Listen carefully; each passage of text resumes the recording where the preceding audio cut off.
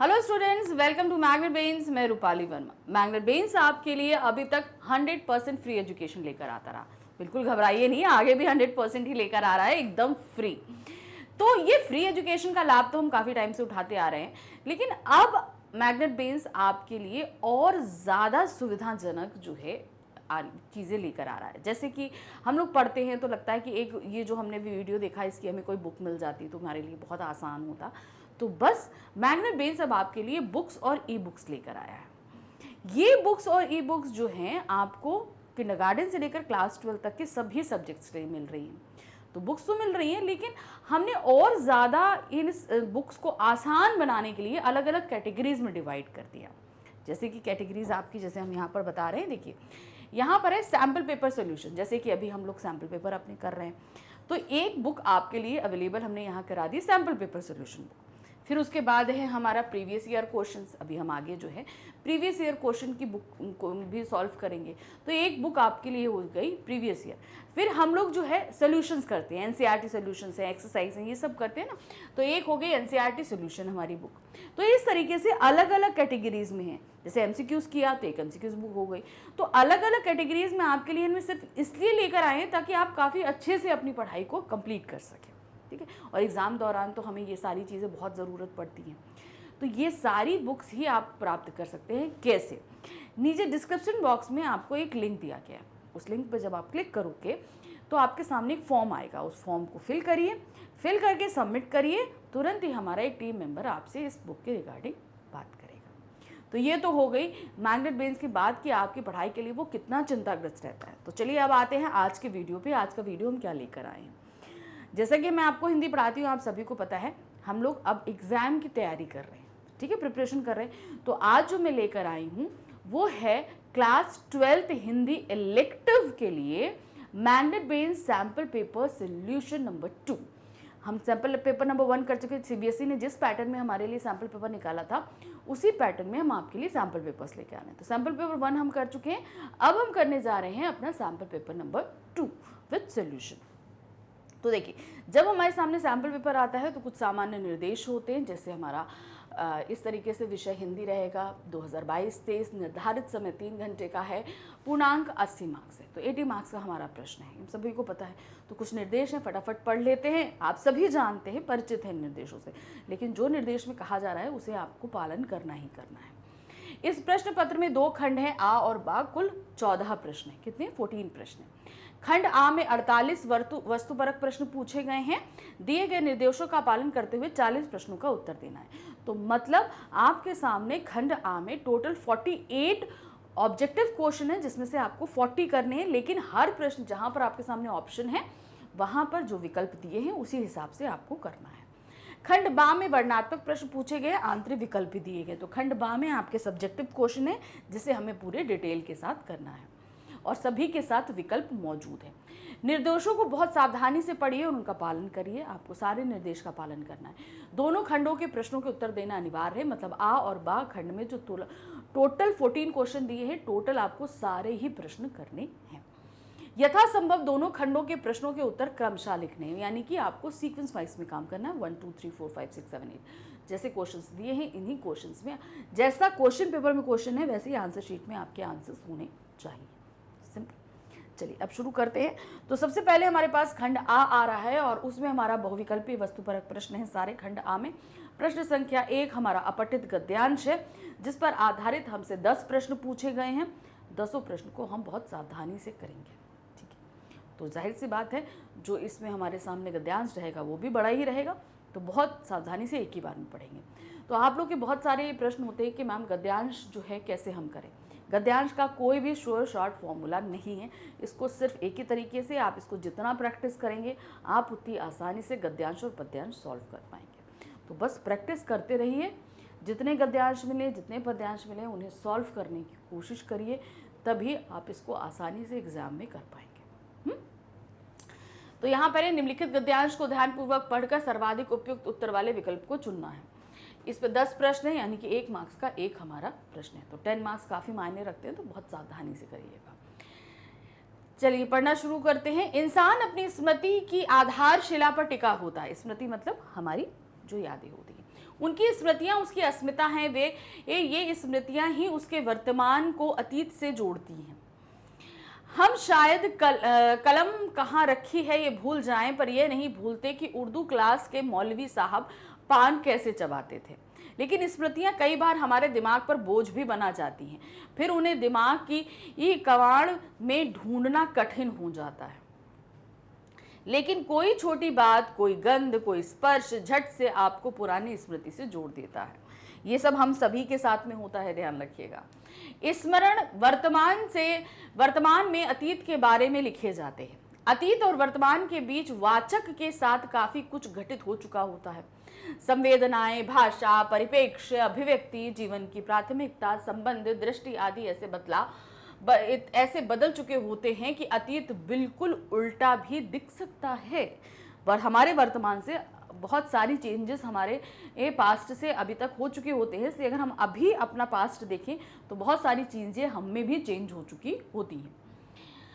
इमली तोड़ने के लिए आप बचपन में पेड़ पर चढ़े, गिरे, हाथ तुड़वा बैठे, तकलीफ हुई, ऊपर से पिता ने पीटा, माँ ने कोसा। आज उसी घटना को याद कर हंसी आ जाती है। इमली की डाल कमजोर होती है, यह बच्चों को कहाँ पता होता। बेवकूफी और उत्साह के मारे हाथ तुड़वा बैठे, पर तब वह हरकत बेवकूफी कहाँ लगती थी। आज हम सोचे तो हमें आज बेवकूफी लगेगी। जैसे हम ही अपने बचपन में आम बहुत तोड़ते थे, तो आम का जो रस होता है जहाँ पड़ जाता था वहां जो है एकदम दाना घाव सा हो जाता था। तो अब क्या होता था, हमें पता था ये चीज, लेकिन तब भी करते थे क्योंकि आम तोड़ने में बड़ा मजा आता था। आज हम सोचते हैं कैसे क्या बेवकूफी करते थे। अब ऐसे आम क्या है, तोड़ के अपने, अरे किसी को बोल देते आम तोड़ देता, हम खा लेते, होता कि नहीं। तो हमने इतना तकलीफ क्यों लिया। तो वही चीजें हमें क्या है प्रेजेंट टाइम में बेवकूफी लगती हैं। आजकल हिंदी साहित्य के संस्मरणों की बहार है। संस्मरण की बहार यही नहीं है। संस्मरण आपको अच्छे से पता है ना, हम अपनी यादों से यानी कि भूतकाल की यादों से कोसी जो है एक रचना, एक कृति का हम निर्माण करते हैं, तो वो क्या कहलाता है, संस्मरण कहलाता है। अमेरिका में लेखन विधा के गुरु विलियम जेम्स वे लेखक का मैनुअल लिखते हैं। जीवनी कैसे लिखें, आत्मकथा कैसे लिखें आदि। उन्होंने संस्मरणों के धुआंधार प्रकाशन पर टिप्पणी की। यह संस्मरण का युग है। 20वीं सदी के अंत के पहले कभी भी अमेरिकी धरती पर व्यक्तिगत आख्यान की ऐसी जबरदस्त फसल कभी नहीं हुई थी। हर किसी के पास कहने के लिए एक कथा है और हर कोई कथा कह रहा है।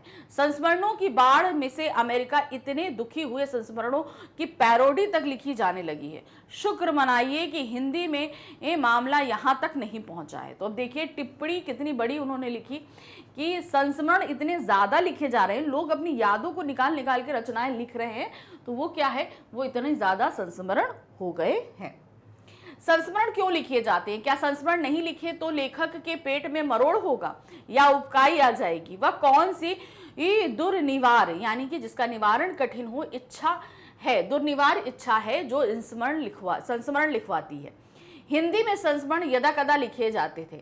आलोचना भी उसे एक अमहत्वपूर्ण विधा मानकर चलती थी। मतलब जो आलोचक हैं, जो रचनाओं पर अपनी आलोचनाएं प्रस्तुत करते थे, वो भी संस्मरण को एक बेकार की जो विधा मानते थे और उस पर अपने टाइम वेस्ट नहीं करते थे। लिहाजा संस्मरणों की अनदेखी होती थी। या जहां तक मेरा अनुमान है, विश्वनाथ त्रिपाठी द्वारा नामवर सिंह पर लिखे संस्मरण हक जो अदा ना हुआ ने ऐसा धूम मचाया कि एकदम से इस विधा की क्षमता का पुनर्प्रकटीकरण हुआ। संस्करण की ओर कई रचनाकार मुड़े। काशीनाथ सिंह का इस तरफ सबसे पहले मुड़ना संगत ही माना जाना चाहिए। अब ये हमने यहाँ देखा, हमारे उसमें भी विस्कोहर की माटी जो चैप्टर है ना हमारी बुक में, वो भी हमारा क्या है, एक संस्मरण ही है, याद रखिएगा। तो संस्मरण मतलब हम अपनी यादों से निकालकर कोई चीज यहाँ पर लिखते हैं, ठीक है। तो चलिए अब ये जो हमने पूरा चैप्टर संस्मरण पे पढ़ा, इस पे हमारे सामने कुछ प्रश्न है। चलिए पहला प्रश्न है, हम शायद कलम कहाँ रखी है ये भूल जाएं, पर यह नहीं भूलते कि उर्दू क्लास के मौलवी साहब पान कैसे चबाते थे। प्रस्तुत पंक्ति का क्या भाव है? अब ये पंक्ति हमसे क्या कहना चाह रही है, देखिए क्या है। बचपन की यादों को भूलना मुश्किल ही नहीं असंभव होता है। पान चबाना दृश्य आधारित स्मृति है, इसलिए भूलना कठिन होता है। शिक्षकों के हाव भाव स्मृति पटल पर स्थायी प्रभाव छोड़ देते हैं। आयु के साथ हमारी लघुकालीन स्मृति कम हो जाती है और हम चीजें खोना शुरू कर देते हैं। तो इसका सही ऑप्शन है 5 चबाने वाले का कि शिक्षकों के हाव भाव स्मृति पट पर स्थायी प्रभाव छोड़ते हैं। मैं इतनी एज के बाद भी अपनी क्लास 8th या 5th में पढ़ाई जाने वाली साइंस टीचर को अच्छे से आज भी उनकी स्मृति हमारे सामने है। मेरी आर्ट टीचर हैं, मेरे ज्योग्राफी के टीचर हैं, मैथ्स के टीचर हैं, उन सभी को मैं बहुत अच्छे से वो मुझे याद हैं। क्यों?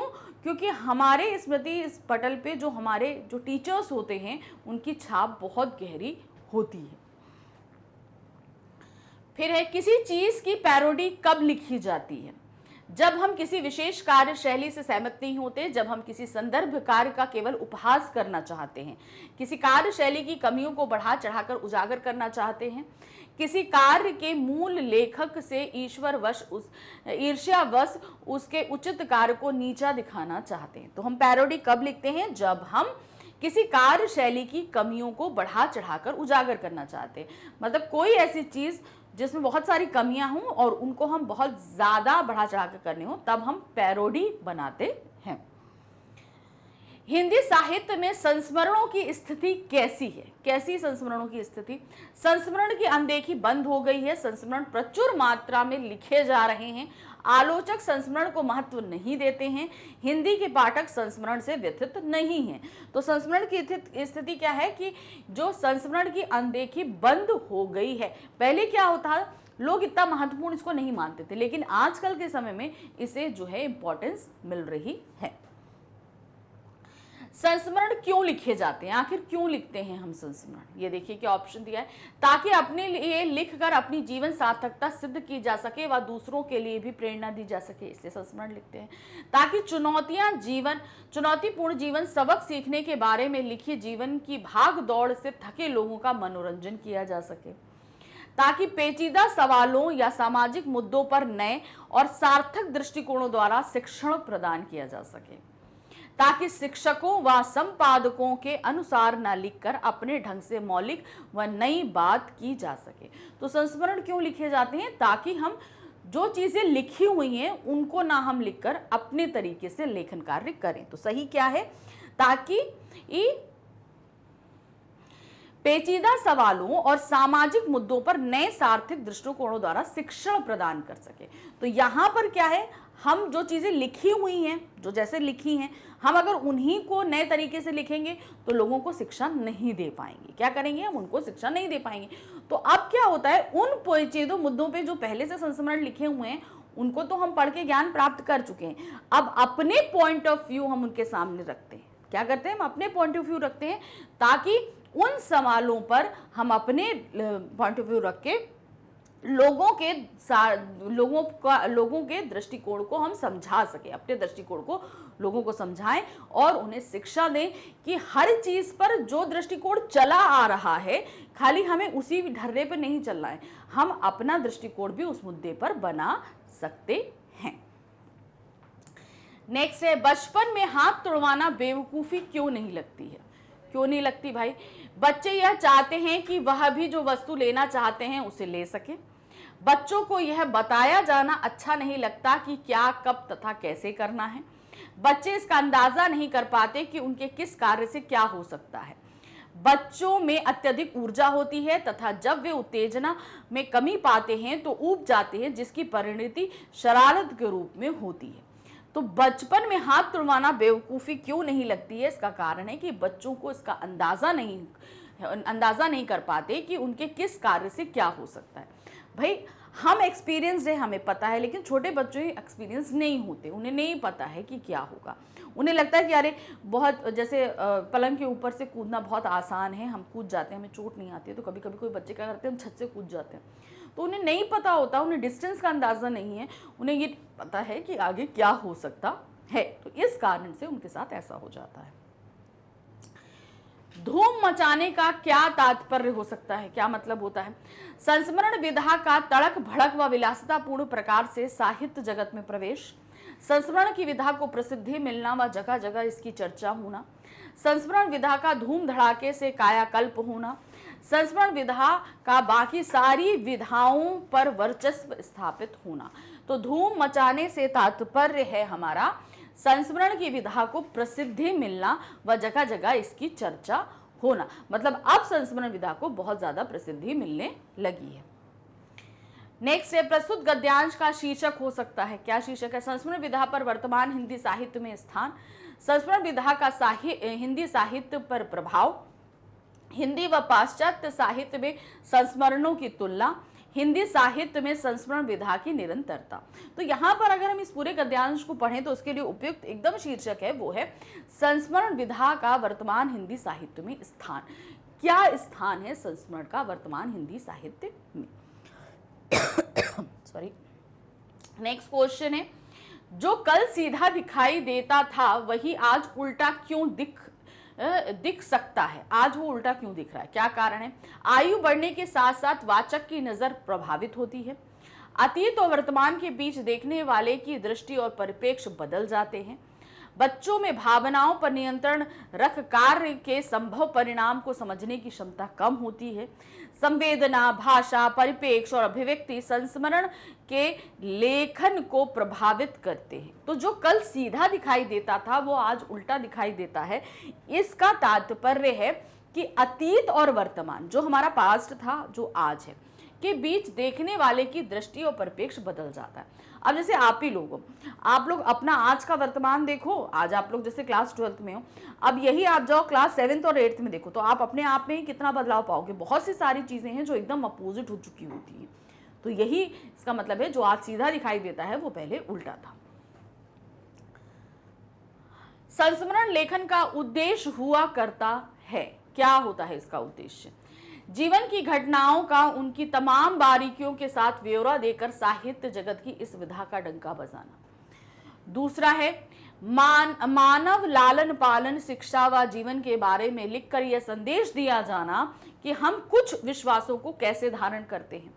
नेक्स्ट है, जीवन घटनाओं की वह जानकारियां देना जो जीवन के महत्वपूर्ण मुद्दों को गहराई से समझने में मदद कर सकती हैं। सोशल नेटवर्किंग द्वारा आम लोगों को अपने जीवन पर विचार प्रकट करने के अवसर दिया जाना। तो यहाँ पर संस्मरण लेखन का उद्देश्य जो है वो होता है सोशल नेटवर्किंग द्वारा आम लोगों को अपने जीवन पर विचार प्रकट करने के अवसर दिया जाना। अब क्या होता है, जब हम संस्मरण लिखते हैं तो क्या होता है, वो बहुत सारे लोग पढ़ते हैं, ठीक है। अब बहुत सारे लोग पढ़ने के बाद अपने विचारों को प्रकट करते हैं। तो यहाँ पर लेखन का उद्देश्य क्या है कि हम सोशल नेटवर्किंग, मतलब अब ये किताब भी एक तरह की सोशल नेटवर्किंग ही तो है, हम अपने बारे में दूसरों को बता रहे हैं। तो वो क्या है, आम लोगों को अपने जीवन पर विचार प्रकट करने के अवसर देते हैं। अब हमने ही किसी का संस्मरण पढ़ा, जैसे हमने विस्कोहर माटी पढ़ा, तो उसमें लेखक के जीवन के बारे में बहुत सारी चीज़ें जानी। उसके बाद अगर आपसे बोला जाए कि उनके जीवन पर अपने विचार प्रकट करिए, तो हम भी सोचते हैं कि भाई लेखक कैसी जगह पे रहते थे, क्या होता था, क्या करते थे। तो हम क्या है, हम अपना पॉइंट ऑफ व्यू उनके जीवन के बारे में बताने लगते हैं। नेक्स्ट है, मनुष्य की यादें उसके लिए क्यों आवश्यक है? हमारी यादें हमारे लिए क्यों जरूरी हैं? यादें हमें बताती हैं क्या गलत है, क्या सही है। बिना यादों के मानव सभ्यता का विकास संभव नहीं है। यदि हम चीजों को भली भांति याद रखते हैं तो परीक्षा में असफल होने का डर नहीं रहता। यादें होने से हम जीवन को वो महत्वपूर्ण सबक सिखाते हैं जिनका हम भविष्य में उपयोग कर जीवन सुधार सकते हैं। तो इसका क्यों हमारे लिए आवश्यक है यादें? क्योंकि यादें होने से हम अपने जीवन को महत्वपूर्ण सबक सीखते हैं। मतलब हम जो पास्ट में जो गलतियां कर चुके हैं वो हम प्रेजेंट में नहीं करते हैं, जिनका हम भविष्य में उपयोग कर जीवन सुधार सकते हैं और आगे आने वाले समय में हम उनको सुधार कर सकते हैं कि आगे हम ये नहीं करेंगे भाई पास। अब मान लो, इसको ऐसे समझो, गैस के ऊपर एक पतीला चढ़ा हुआ है, अब वो पतीला गर्म है, तुमने गए और एकदम से गैस ऑफ करी और पतीला पकड़ लिया, तो अब तुम जल गए। तो तुमको ये सबक आया ना कि गैस पर रखी हुई कोई भी चीज़ गर्म हो सकती है, तो पहले उसको चेक करोगे तब छुओगे। सॉरी। तो ये क्या है, आपको एक सबक मिला जिसे आप फ्यूचर में नहीं दोहराओगे, ठीक है। इसलिए यादें जरूरी होती हैं। तो चलिए, अब हमारा प्रश्न संख्या 1 कंप्लीट हो गया। अब आते हैं प्रश्न संख्या 2 पर। नीचे 2 अपठित काव्यांश दिए गए हैं। किसी एक काव्यांश पर आधारित प्रश्नों के सर्वाधिक उपयुक्त उत्तर वाले विकल्प चुनकर लिखना है। अब प्रश्न संख्या 2 में हमारे सामने 2 काव्यांश दिए गए। इन दोनों में से हमें कोई एक काव्यांश करना है। एक काव्यांश में हमारे सामने 8 प्रश्न प्रस्तुत किए गए हैं। ये 8 मार्क्स का प्रश्न है। तो तो बहुत सावधानी से हम इसको करेंगे ताकि कोई मिस्टेक नहीं हो। ठीक है, तो चलिए देखते हैं। सबसे पहले काव्यांश संख्या 1 को हम पढ़ते हैं। एक बार मुझे आंकड़ों की उल्टियां होने लगी। गिनते गिनते जब संख्या करोड़ों को पार करने लगी, मैं बेहोश हो गया। होश आया तो मैं अस्पताल में था।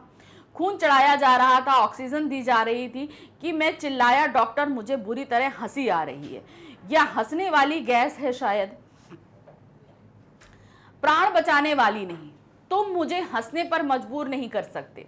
इस देश में हर एक को अफसोस के साथ जीने का पैदाइशी हक है, वरना कोई माने नहीं रखते हमारी आजादी और प्रजातंत्र। बोलिए नहीं, नर्स ने कहा, बेहद कमजोर हैं आप, बड़ी मुश्किल से काबू में आया है रक्तचाप। डॉक्टर ने समझाया, आंकड़ों का वायरस बुरी तरह फैल रहा है आजकल, सीधे दिमाग पर असर करता है। भाग्यवान हैं आप कि बच गए, कुछ भी हो सकता था आपको। सन्नीपात की आप बोलते ही चले जाते, या पक्षाघात की हमेशा के लिए बंद हो जाता। आपका बोलना, मस्तिष्क की कोई भी नस फट सकती थी। इतनी बड़ी संख्या के दबाव से हम सब एक नाजुक दौर से गुजर रहे हैं। तादाद के मामले में उत्तेजना घातक हो सकती है। आंकड़ों पर कई दवा काम नहीं करती। शांति से काम ले। अगर बच गए आप तो करोड़ों में एक होंगे। अचानक मुझे लगा खतरों से सावधान कराते कि संकेत चिन्ह में बदल गई थी डॉक्टर की सूरत, और मैं आंकड़ों का कांटा चीखता चला जा रहा था कि हम आंकड़े नहीं आदमी हैं। तो यहाँ पर ये जो आंकड़ों की उल्टी और आंकड़ों के बारे में बात हो रही है, हमारे सामने इतने सारे फैक्ट्स रखे जाते हैं कि हम खुद कंफ्यूज हो जाते हैं कि क्या सही है क्या गलत है, और कभी कभी ये फैक्ट्स हमारे दिमाग में हलचल मचा देते हैं। तो यहाँ पर कवि ने इन्हीं फैक्ट्स के ऊपर एक व्यंग्यात्मक कविता लिखी है हमारे सामने। अब इस पर प्रश्न है क्या? पहला प्रश्न है, डॉक्टर के अनुसार आंकड़े क्या कर सकते हैं?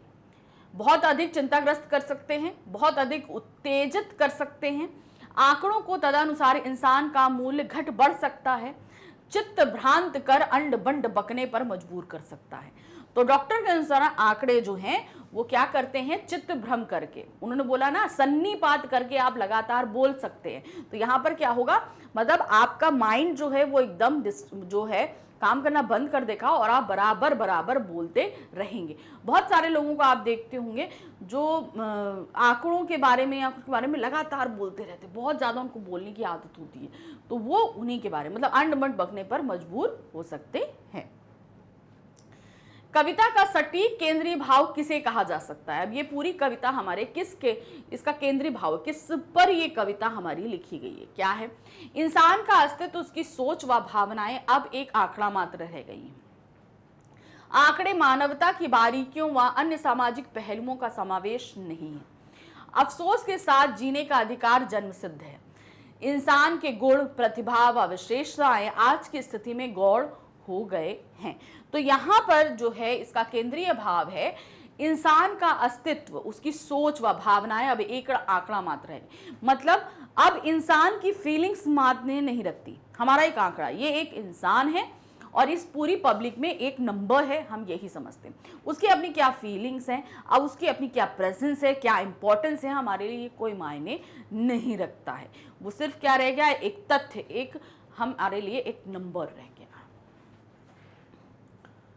अफसोस के साथ जीने का पैदाइशी हक संविधान में दिए किस अधिकार के अंतर्गत आता है? अफसोस के साथ जीने का पैदाइशी हक कौन सा अधिकार है जो हमें संविधान प्रदान करता है? अभिव्यक्ति की स्वतंत्रता, शोषण के विरुद्ध संवैधानिक उपचार या संस्कृति व शिक्षा। तो यह अधिकार हमारा कहलाता है अभिव्यक्ति की स्वतंत्रता, यानी कि हम जो चीज महसूस कर रहे हैं उसको हम स्वतंत्र रूप से बयां करें, वो होती है हमारी अभिव्यक्ति की स्वतंत्रता। तो इसी के जरिए हम क्या करते हैं, अफसोस के साथ जीने पैदाइशी का हक जो है ये हमारे लेखक ने बोला है। आंकड़ों की उल्टियां से कवि का क्या तात्पर्य है? कवि ने बोला आंकड़ों की उल्टियां, इससे कवि का क्या मतलब है? आंकड़े इतने अधिक थे कि दिमाग उन्हें स्वीकार नहीं कर रहा था। आंकड़े इतने सटीक थे कि लेखक का दिमाग भ्रमित हो गया था। आंकड़ों में निहित निष्कर्ष अत्यंत खेदजनक व उपायहीन थे। आंकड़े इतनी तेजी से बढ़ रहे थे कि सन्निपात का रोग हो सकता था। तो यहाँ पर उल्टियों से तात्पर्य है आंकड़े इतने अधिक थे कि दिमाग उन्हें स्वीकार नहीं कर रहा था। कहते हैं ना, बहुत ज़्यादा तथ्य सबूत जो चीज़ें हमारे दिमाग में भर जाती हैं तो हमारा दिमाग एकदम काम करना बंद कर देता है। क्या सही है क्या गलत है, हम इस चीज़ का डिसीजन नहीं ले पाते। तादाद के मामले में उत्तेजना घातक होती है। पंक्ति का सही भावार्थ क्या होगा? तादाद यानी कि बहुत सारी चीज़ें जब साथ में हो तब क्या होता है, और उसी में हम बहुत ज़्यादा एक्साइटेड हो जाएं तो ये हमारे लिए क्या होगा? नुकसानदेह होता है। क्या है? तादाद घातीय प्रकार से वृद्धि कर उत्तेजित कर सकता है। तादाद द्वारा जनित उत्तेजना प्राणनाशक हो सकती है। समझदार लोग तादाद की घात से प्रभावित नहीं होते हैं। उत्तेजना की तादाद मनुष्य के पतन का एक मुख्य कारण हो सकता है। तो तादाद के मामले में उत्तेजना घातक हो सकती है। इसका अर्थ होता है कि तादाद द्वारा जनित उत्तेजना प्राणनाशक होती है। मतलब हम बहुत ज़्यादा संख्या में जब फैक्ट्स को देखते हैं तो हमारे अंदर जो उत्तेजना पैदा होती है वही हमारे दिमाग को सुन्न करती है। आंकड़ों का वायरस बुरी तरह फैल रहा है आजकल। पंक्ति में आंकड़ों के किस प्रभाव की बात की गई है? आंकड़ों का वायरस, तो आंकड़ों का क्या मतलब है? यहाँ पर बड़ी मात्रा में तथ्य असलियत को भांप लेते हैं। बड़ी मात्रा में तथ्य लोगों का दिमाग खराब कर देते हैं। बड़ी मात्रा में तथ्य भी एक प्रकार का वायरस ही है। बड़ी मात्रा में तथ्य उत्तेजित कर सकते हैं। तो यहाँ पर आंकड़ों का वायरस बुरी तरह फैल रहा है। डॉक्टर ने जो बात बोली इसका मतलब है कि बड़ी मात्रा में तथ्य लोगों का दिमाग खराब कर सकता है। मतलब बहुत ज़्यादा फैक्ट्स अगर हों तो हमारा दिमाग उसको स्वीकार नहीं कर पाता है। हमारी आज़ादी और प्रजातंत्र मायने नहीं रखते हैं जब डैश है। क्या है? पैदाइशी हक दिए जाएं, हंसने पर मजबूर ना किया जाए, अफसोस के साथ जीने दिया जाए, अपनी मर्जी से जीवन जीने दिया जाए।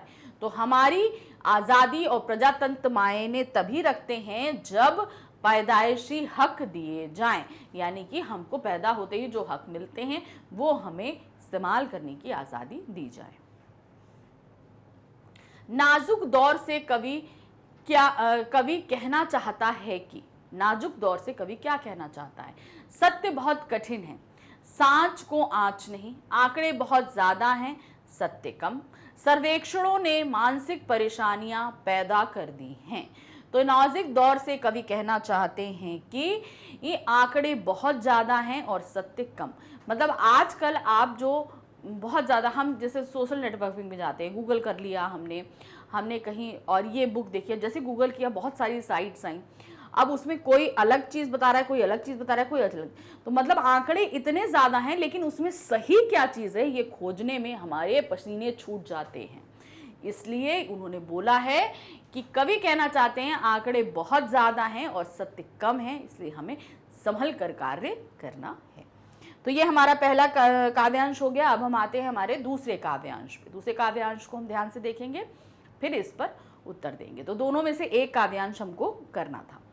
कितने दिनों बाद आज फिर जब तुमसे सामना हुआ उस भीड़ में अकस्मात, जहां इसकी कोई आशंका न थी, तो मैं कैसे अचकचा गया, रंगे हाथ पकड़े गए चोर की भांति। तुरंत अपनी घोर अकृतज्ञता का भान हुआ, लज्जा से मस्तक झुक गया अपने आप। याद पड़ा तुमने ही दिया था वह बोध जो प्यार के उलझे हुए धागों को धीरज और ममता से संवारता है। दी थी वह करुणा जिसके सहारे आत्मीयतों के असहाय आघात सहे जाते हैं, सह हो जाते हैं। और वह अकुंठित विश्वास कि जीवन में केवल प्रवंचना ही नहीं है, अंतर में अकिंचनताएं हैं प्रतिष्ठित, सहयोगियों की कुटिलता ही नहीं, किसी क्षणिक सिद्ध दंभ में शिखर की छाती कुचलने को अद्धत।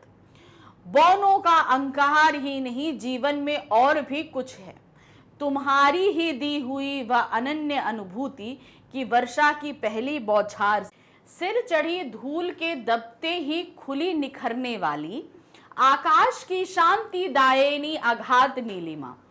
वर्षों बाद अचानक अकारण ही मिला किसी की अमाल्य मित्रता का संदेश, दूर रहकर भी साथ साथ एक ही दिशा में चलते हुए सहकर्मियों का आश्वासन, ये सब भी तो जीवन में है।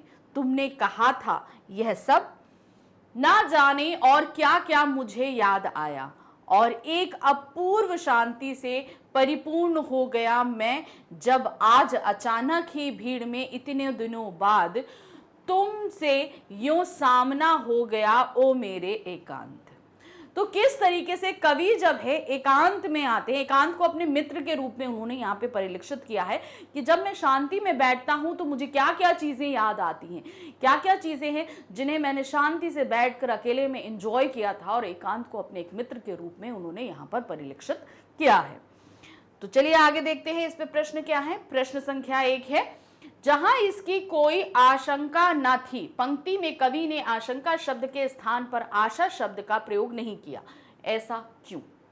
उन्होंने आशंका बोला, आशा नहीं। आशा मतलब उम्मीद, आशंका मतलब शक था, होगा कि नहीं होगा, ऐसी चीज।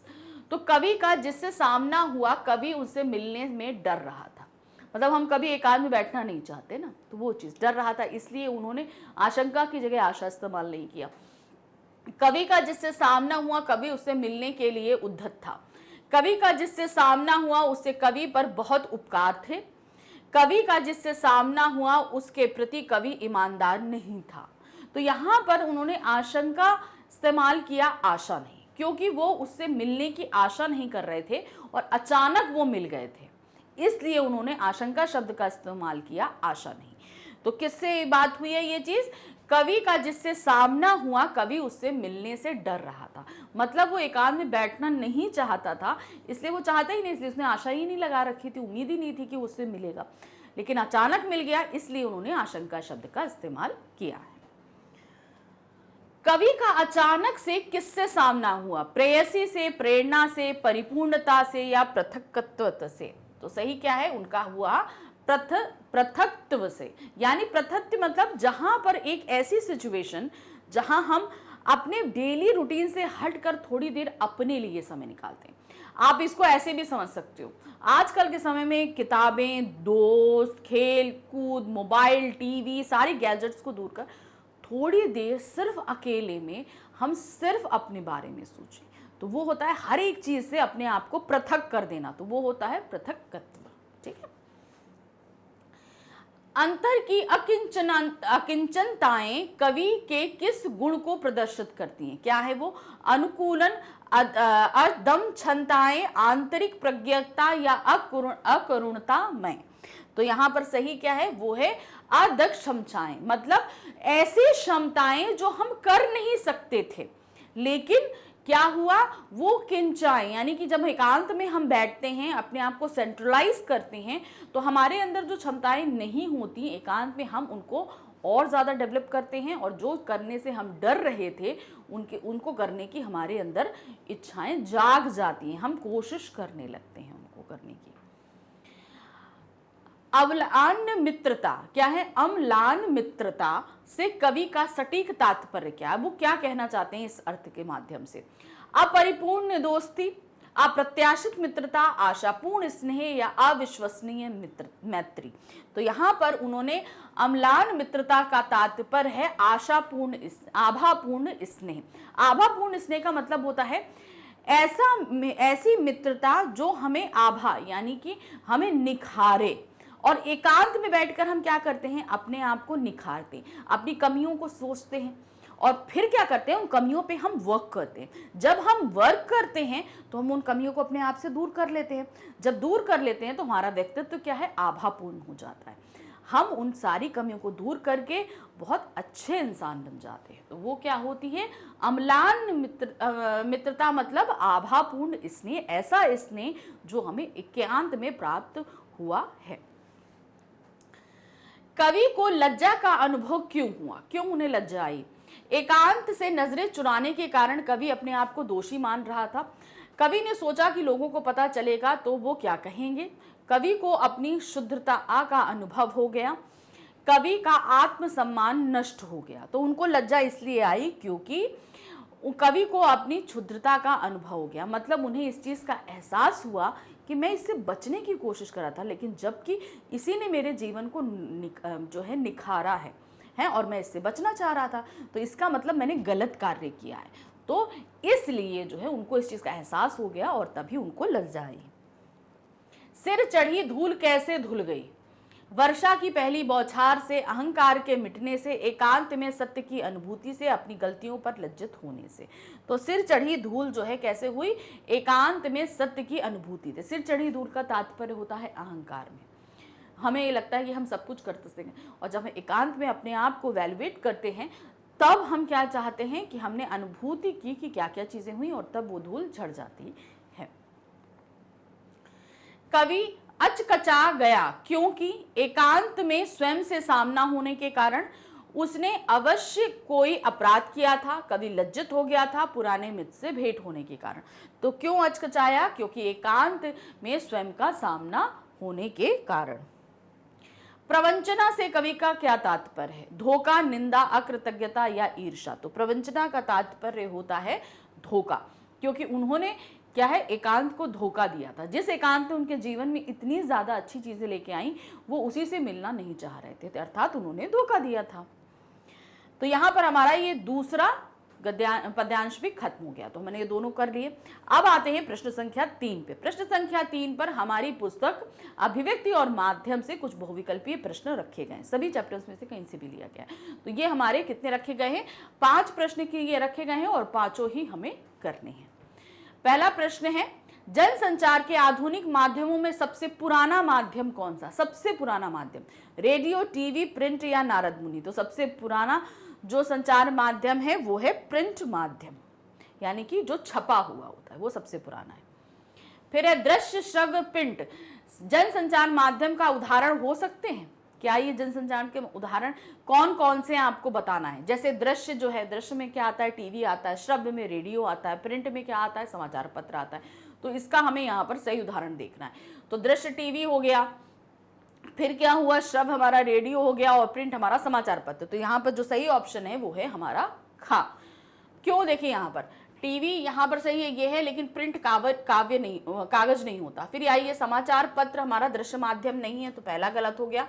दृश्य हमारा सिनेमा है, रेडियो हमारा आकाशवाणी है, प्रिंट हमारा इंटरनेट नहीं है। तो सही हमारा क्या है, टीवी, रेडियो और समाचार पत्र हमारा एकदम सही है। नेक्स्ट आते हैं, इंटरनेट पत्रकारिता आजकल बहुत लोकप्रिय है। क्यों इंटरनेट पत्रकारिता क्यों इतनी लोकप्रिय, क्या कारण है इसका। इसमें दृश्य, श्रव्य एवं प्रिंट तीनों माध्यम एक साथ लाभ देते हैं। इससे खबरें बहुत तीव्र गति से पहुंचाई जाती हैं। इससे ही समाचार जल्दी प्राप्त होते हैं। इससे खबरों की पुष्टि जल्दी हो जाती है। तो क्यों इंटरनेट ज़्यादा फेमस है, इसके कारण है इससे खबरें बहुत तीव्र गति से पहुंचाई जा सकती हैं। मतलब मान लीजिए अभी यहाँ कोई चीज़ घटित हुई और हम पोस्ट कर दें तो वो तुरंत ही पूरे विश्व भर में लोगों को पता चल जाती है। इसलिए इंटरनेट पत्रकारिता बहुत ज़्यादा प्रचलित है। फ्रीलांसर होता है, कौन होता है, पूर्णकालिक पत्रकार, अंशकालिक पत्रकार, स्वतंत्र पत्रकार या अर्धकालिक पत्रकार।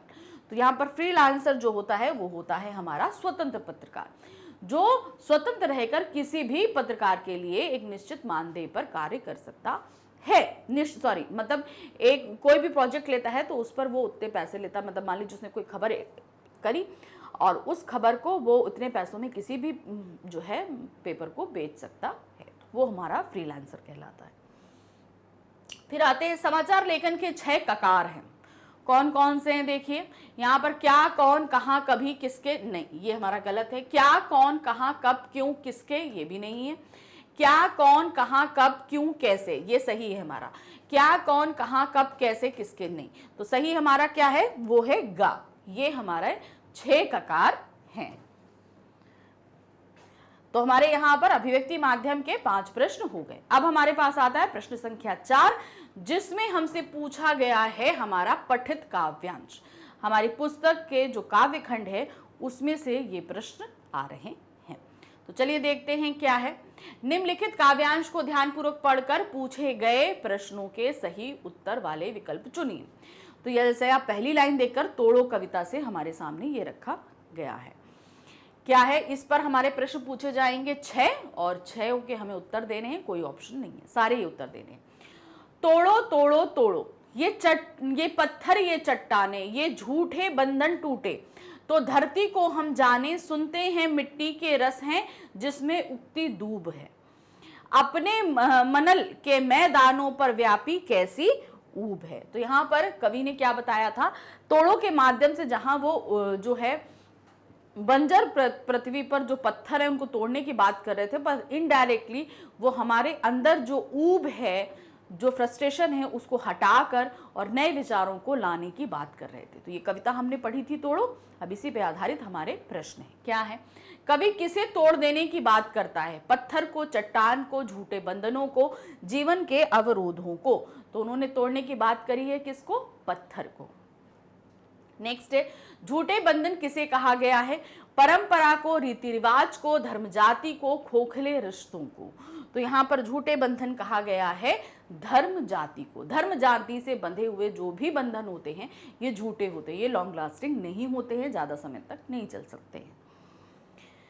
धरती किसका प्रतीक है, जमीन का, मन का, शरीर का या रचनाशीलता का। तो धरती प्रतीक है वो है मन का, मतलब हम जैसे धरती में हम क्या करते हैं, सारी बेकार के पत्थर और बेकार के पेड़ हटाकर उसमें नया बीज बोते हैं और वो नया पेड़ हमारी करता है। उसी तरीके से हमारे मन में जो ऊब है, जो पुरानी विचार हैं, बेकार विचार हैं, उन सभी को हटा दो और उसमें नए विचार बो, तब हमारी नई पौध शुरू होगी। तो यहाँ पर क्या है, उन्होंने धरती को मन का प्रतीक बताया है। जिससे उगती दूब, पंक्ति में दूब क्या है, सृजन, पुस्तक, घास या रस। तो यहाँ पर दूब से तात्पर्य है सृजन, अर्थात कोई नई चीज की रचना। दूब एक घास होती है, छोटी सी घास होती है, जब बंजर धरती को हम साफ कर देते हैं तो उसमें दूब उगती है, यानी कि वो उपजाऊ हो गई है। तो यहाँ दूब किसका है, अर्थात नई चीज की रचना का प्रतीक है। मन में ऊब होने से क्या होगा, अगर मेरे मन में ऊब रहेगी तो क्या होगा, रचना नहीं होगी, आधी रचना होगी, अच्छी रचना होगी, अधूरी रचना होगी।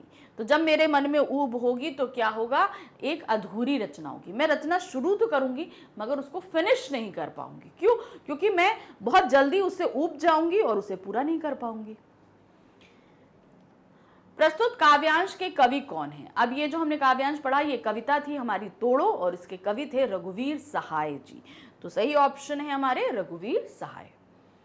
चलिए अब आते हैं प्रश्न संख्या 5 में। इसमें हमारे गद्य खंड का एक पठित गद्यांश प्रस्तुत किया गया है, इसको पढ़ते हैं और फिर हम इसके उत्तर देते हैं। देखिए क्या है, निम्नलिखित गद्यांश को पढ़कर दिए गए प्रश्नों के सही उत्तर वाले विकल्प को चुनिए। क्या है, भारत की सांस्कृतिक विरासत यूरोप की तरह म्यूजियम्स और संग्रहालयों में जमा नहीं थी।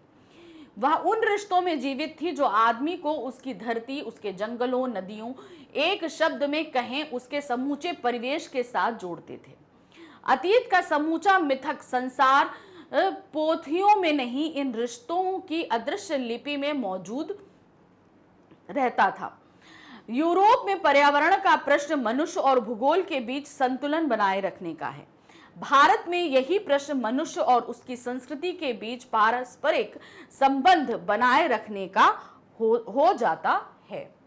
तो अब ये जो हमारे पास गद्यांश आया है, इस पर आधारित प्रश्न है। क्या है, भारत की संस्कृति विरासत किस में निहित है, संग्रहालयों में, परिवेश में, जंगलों में या रिश्तों में। तो गद्यांश के हिसाब से हमारी सांस्कृतिक विरासत जो है वो हमारे रिश्तों में संग्रहित है। हमारे जो रिश्ते होते हैं उनमें वो जो है संग्रहित है। गद्यांश में किसके मिथिक संसार की बात हो रही है, यूरोप के, भारत के, अतीत के रिश्तों के या मनुष्य के। तो यहाँ पर किसके मिथक रिश्तों की बात हो रही है, वो है भारत के मिथक संसार के बारे में बात हो रही है। रिश्तों की अदृश्य लिपि से आप क्या समझते हैं, रिश्तों की अदृश्य लिपि, लिपि मतलब आप समझते हो ना लिखावट, जैसे हिंदी हमारी देवनागरी लिपि में लिखी जाती है, तो वही रिश्तों की अदृश्य लिपि क्या होती है, मनुष्य के आपसी संबंध, भारत की सांस्कृतिक पहचान, प्रकृति के रिश्ते, मनुष्य और प्रकृति का संबंध। तो यहाँ पर अदृश्य लिपि से तात्पर्य है हमारा मनुष्य और प्रकृति का संबंध, यानी कि एक ऐसा रिश्ता जो दिखता नहीं है लेकिन वो मौजूद है। मनुष्य और भूगोल के बीच संतुलन से क्या अभिप्राय है, मनुष्य और भूगोल, यानी कि हमारा ज्योग्राफी, उससे मनुष्य के जो रिश्ता है उससे मतलब क्या है, बीच में जो संतुलन, भाई मनुष्य और हमारी भौगोलिक परिस्थितियों के बीच में जब तक संतुलन नहीं होगा हमारा अस्तित्व कायम नहीं हो सकता। तो अभिप्राय क्या है, मनुष्य और धरती का संबंध, अपने परिवेश से संबंध, पर्यावरण और मनुष्य का संबंध, पर्यावरण को बचाना। तो यहाँ पर मनुष्य और भूगोल के बीच संतुलन का तात्पर्य है पर्यावरण और मनुष्य का संबंध। भाई मनुष्य का अस्तित्व इस पर्यावरण की वजह से, अगर पर्यावरण डगमगाता है तो देखिए कितनी त्रासदियां होती हैं। अगर पृथ्वी पे पर्यावरण नहीं होता तो हमारा अस्तित्व ही नहीं होता, और अगर आगे ये पर्यावरण नष्ट हुआ तो हमारा अस्तित्व नष्ट हो जाएगा। तो इसलिए हमारा पर्यावरण और मनुष्य का संबंध बहुत ही ज्यादा गहरा है। भारत में पर्यावरण का प्रश्न किससे संबंधित है, मनुष्य से, परिवेश से, प्रकृति से या संस्कृति से? तो भारत में पर्यावरण का जो प्रश्न है वो संबंधित है संस्कृति से, हमारी संस्कृति और सभ्यता से संबंधित है। यह गद्यांश किस पाठ से लिया गया है तथा इसके लेखक कौन है? अब ये किस पाठ से लिया गया है? प्रेमघन की छाया स्मृति रामचंद्र शुक्ल, कुटज हजारी प्रसाद द्विवेदी, जहां कोई वापसी नहीं निर्मल वर्मा, दूसरा देवदास ममता कालिया। तो ये पाठ हम सभी को पता है कि लिया गया है जहां कोई वापसी नहीं, और इसके जो रचयिता हैं, लेखक हैं, वो है निर्मल वर्मा जी। तो यहाँ पर हमारा ये गद्यांश भी खत्म हो गया। अब आते हैं प्रश्न संख्या 6 पर। प्रश्न संख्या 6 में क्या पूछा गया है, निम्नलिखित प्रश्नों के सही उत्तर वाले विकल्प चुनिए। अब हमारी जो हिंदी की पूरक पुस्तिका है वहां से हमसे प्रश्न पूछे जा रहे हैं। कितने प्रश्न पूछे गए हैं? 5 प्रश्न पूछे गए हैं और पांचों के ही हमें उत्तर देने हैं। क्या दिया है, चूल्हा ठंडा किया होता तो दुश्मनों का कलेजा कैसे ठंडा होता? पंक्ति में चूल्हा ठंडा करने से क्या तात्पर्य है? चूल्हा ठंडा करने से क्या तात्पर्य है? चूल्हा बुझा देना, चूल्हे की आग बुझा देना, पानी से आग बुझा देना, या चूल्हे में पानी डाल देना? तो यहाँ पर चूल्हा ठंडा करने से तात्पर्य है चूल्हे की आग बुझा देना। अर्थात अगर सूरदास ने खाना बनाने के बाद चूल्हे की आग को बुझा दिया होता तो उसके जो दुश्मन थे उनको आज मजा नहीं आ रहा होता। तो यहाँ पर चूल्हा ठंडा करने से तात्पर्य चूल्हे की आग बुझा देना। लेखक ने मां की तुलना बत्तख से क्यों की? अब उन्होंने अपनी मां की तुलना बत्तख से करी है? अपनी नजरों के सामने रखने से, उसके खाने पीने का ख्याल रखने के कारण, उसकी देखभाल करने से, बच्चों के प्रति सतर्क रहने से। तो यहाँ पर बत्तख से तुलना करने का तात्पर्य है जैसे कि बत्तख अपने अंडों को लेकर सतर्क थी, जो उन्होंने देखा कि किस तरीके से वो अपने अंडों को लेकर सतर्क थी, उसी तरह उनकी माँ भी जो है अपने बच्चे को लेकर हमेशा सतर्क रहती थी, इसलिए उन्होंने बत्तख से अपने माँ की तुलना करी है। फिर एक कोइया किसे कहते हैं? कोइया उन्होंने बताया ना कि एक पानी में उगने वाला एक जो है पौधा होता है, वो क्या होता है? कमल से, मखाना से, जलकुंभी से या कुमुद को? तो यहाँ पर कोइया जो बोलते हैं वो है कुमुद के फूल को कोइया बोलते हैं। औद्योगिकरण के विकास का प्रभाव हमारी नदियों पर किस प्रकार पड़ रहा है? औद्योगिकरण हो रहा है, ठीक है, और हमारी नदियों पे, तो ये चैप्टर कौन सा लिया गया है? क्या कहते हैं, खाऊ उजाड़ू सभ्यता से, ठीक है, अपना मालवा खाऊ उजाड़ू सभ्यता से। तो क्या दिया है, औद्योगिकरण के विकास का प्रभाव हमारी नदियों पर किस प्रकार पड़ रहा है? नदियां विकसित हो रही हैं, नदियां दूषित हो रही हैं, नदियां सूख रही हैं, नदियों में बाढ़ आ रही है। तो कारण क्या हो रहा है? नदियां दूषित हो रही हैं। भाई वो जो कारखाने लगाए जाते हैं उनका जितना भी वेस्टेज होता है वो नदियों में ही रख दिया जाता है, डाल दिया जाता है, और इससे नदियां बहुत ही ज्यादा दूषित या गंदी हो रही हैं।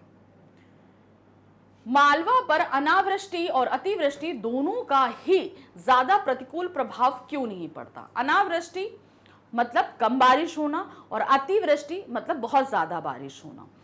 तो मालवा रीजन में अब इन दोनों का ही प्रभाव क्यों नहीं पड़ता? कारण क्या है? मालवा पर प्रकृति की विशेष कृपा होने के कारण, मालवा वासियों द्वारा ताल तलैया और नालों के निर्माण एवं रख रखाव पर ध्यान देने के कारण, मालवा पर कम लोगों के निवास करने के कारण, या उपरोक्त सभी? तो इन सभी का जो प्रभाव नहीं पड़ता उसका सबसे बड़ा कारण है कि मालवा वासियों ने बहुत अधिक ताल तलैये का निर्माण कराया, जिसमें अगर अतिवृष्टि होती है, बहुत अधिक पानी बरसता है, तो इन तालाबों में और नालों में जो है एकत्र हो जाता है इनके साल भर के यूज के लिए। और कम बारिश होती है तो इसलिए प्रभाव नहीं पड़ता क्योंकि ऑलरेडी उसमें इतना पानी एकत्र है कि लोग जो हैं कम बारिश में भी अपना काम आसानी से चला सकते हैं। इसलिए बहुत अधिक बारिश और बहुत कम बारिश में मालवा रीजन में जो है लोगों को फर्क नहीं पड़ता है। तो ये हमारी पुस्तक का यहाँ पर ये भी खत्म हो गया, ये प्रश्न संख्या 6। अब प्रश्न संख्या 7 से हमारे सामने जो शुरू हो रहा है वो है हमारा खंड बा। यहाँ पर हमारा टोटल वर्णनात्मक प्रश्न हमसे पूछे जाएंगे, यानी कि हमें पूरे डिटेल में इनके आंसर देने हैं। तो प्रश्न संख्या 7 पे हमारे सामने आ रहा है, निम्नलिखित दिए गए शीर्षकों में से किन्हीं एक शीर्षक पर लगभग 120 शब्दों में रचनात्मक लेख लिखना है। हमारे सामने 3 टॉपिक प्रस्तुत किए गए हैं, इनमें से कोई एक टॉपिक पर हमें रचनात्मक लेख लिखना है। तो रचनात्मक लेख किस तरीके से लिखा जाता है हमने आपको बता दिया है, पहले भी हम इस पे वीडियो बना चुके हैं, तो आप उसको देख सकते हैं कि कैसे। अब अलग अलग टॉपिक्स पे हम सैम्पल पेपर में आप पे डिस्कस करेंगे, तो आप यहाँ पर अच्छे से समझ जाएंगे कि रचनात्मक लेख में एक्चुअली हमें करना क्या होता है। ठीक है, जो पढ़ा हुआ तथ्य है हमें वो नहीं लिखना, यहाँ पर हमें अपनी सोच के हिसाब से तथ्यों को अरेंज करना पड़ता है।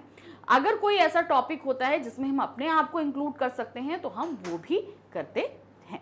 तो 3 टॉपिक हमारे जो आए हैं इनमें से एक करना है, जो होगा हमारा 5 मार्क्स का। क्लियर, 5 मार्क्स का हमारा एक ये टॉपिक हमें करना है। तो पहला है अक्ल बड़ी या भैंस। हमारे पास सामने एक मुहावरा है, ये उस पर लिखना है। गांव लौटते मजदूर, यानी मजदूर जो है गांव लौट रहे हैं उसके बारे में। मैंने हारना नहीं सीखा। तो ये 3 टॉपिक हैं जिस पर हमें अपने विचारों को व्यक्त करना है। तो सबसे पहला टॉपिक है हमारे सामने अक्ल बड़ी या भैंस। क्या है भाई, देखते हैं। अक्ल बड़ी या भैंस का अर्थ है बुद्धि शारीरिक बल की तुलना में अधिक श्रेष्ठ होती है। दिमाग जो है वो शारीरिक बल के से ज्यादा श्रेष्ठ होता है। मानव जीवन में बुद्धि को शारीरिक शक्ति की तुलना में अधिक महत्व दिया जाता है, क्योंकि बुद्धि के बल पर मनुष्य प्रत्येक स्थिति का सामना धैर्य और आत्मविश्वास के आधार पर कर सकता है। मेरे जीवन की एक ऐसी घटना मुझे याद है जिससे सिद्ध होता है कि बुद्धि का महत्व बहुत अधिक है। एक दिन विद्यालय में खेल कूद की प्रतियोगिता हुई, जिसमें कई खेलों का आयोजन किया गया। इस प्रतियोगिता में खो खो का खेल भी होना था। मैं भी इस खेल में प्रतिभागी था। हमारी टीम में कई खिलाड़ी शारीरिक रूप से दुबले पतले थे, जबकि विपक्षी टीम के खिलाड़ी शारीरिक रूप से हट्टे कट्टे थे। तो अब देखिए यहाँ पर शारीरिक बल किनका, इनकी टीम का कम था, दूसरे की टीम का शारीरिक बल ज्यादा था। खेल के आरंभ में हमें लगा कि विपक्षी टीम के ताकतवर खिलाड़ी कहीं हमारी टीम पर भारी न पड़ जाएं। जैसे ही खेल आरंभ हुआ, हमारी टीम के खिलाड़ियों ने दूसरी टीम के खिलाड़ी जीतते हुए दिखाई दिए। सभी को लगा कि हमारी टीम हार जाएगी, लेकिन खेल के मध्य भाग में हमारी टीम के खिलाड़ियों ने अपनी बुद्धि का प्रयोग करते हुए काफी सूझबूझ से खेल खेला।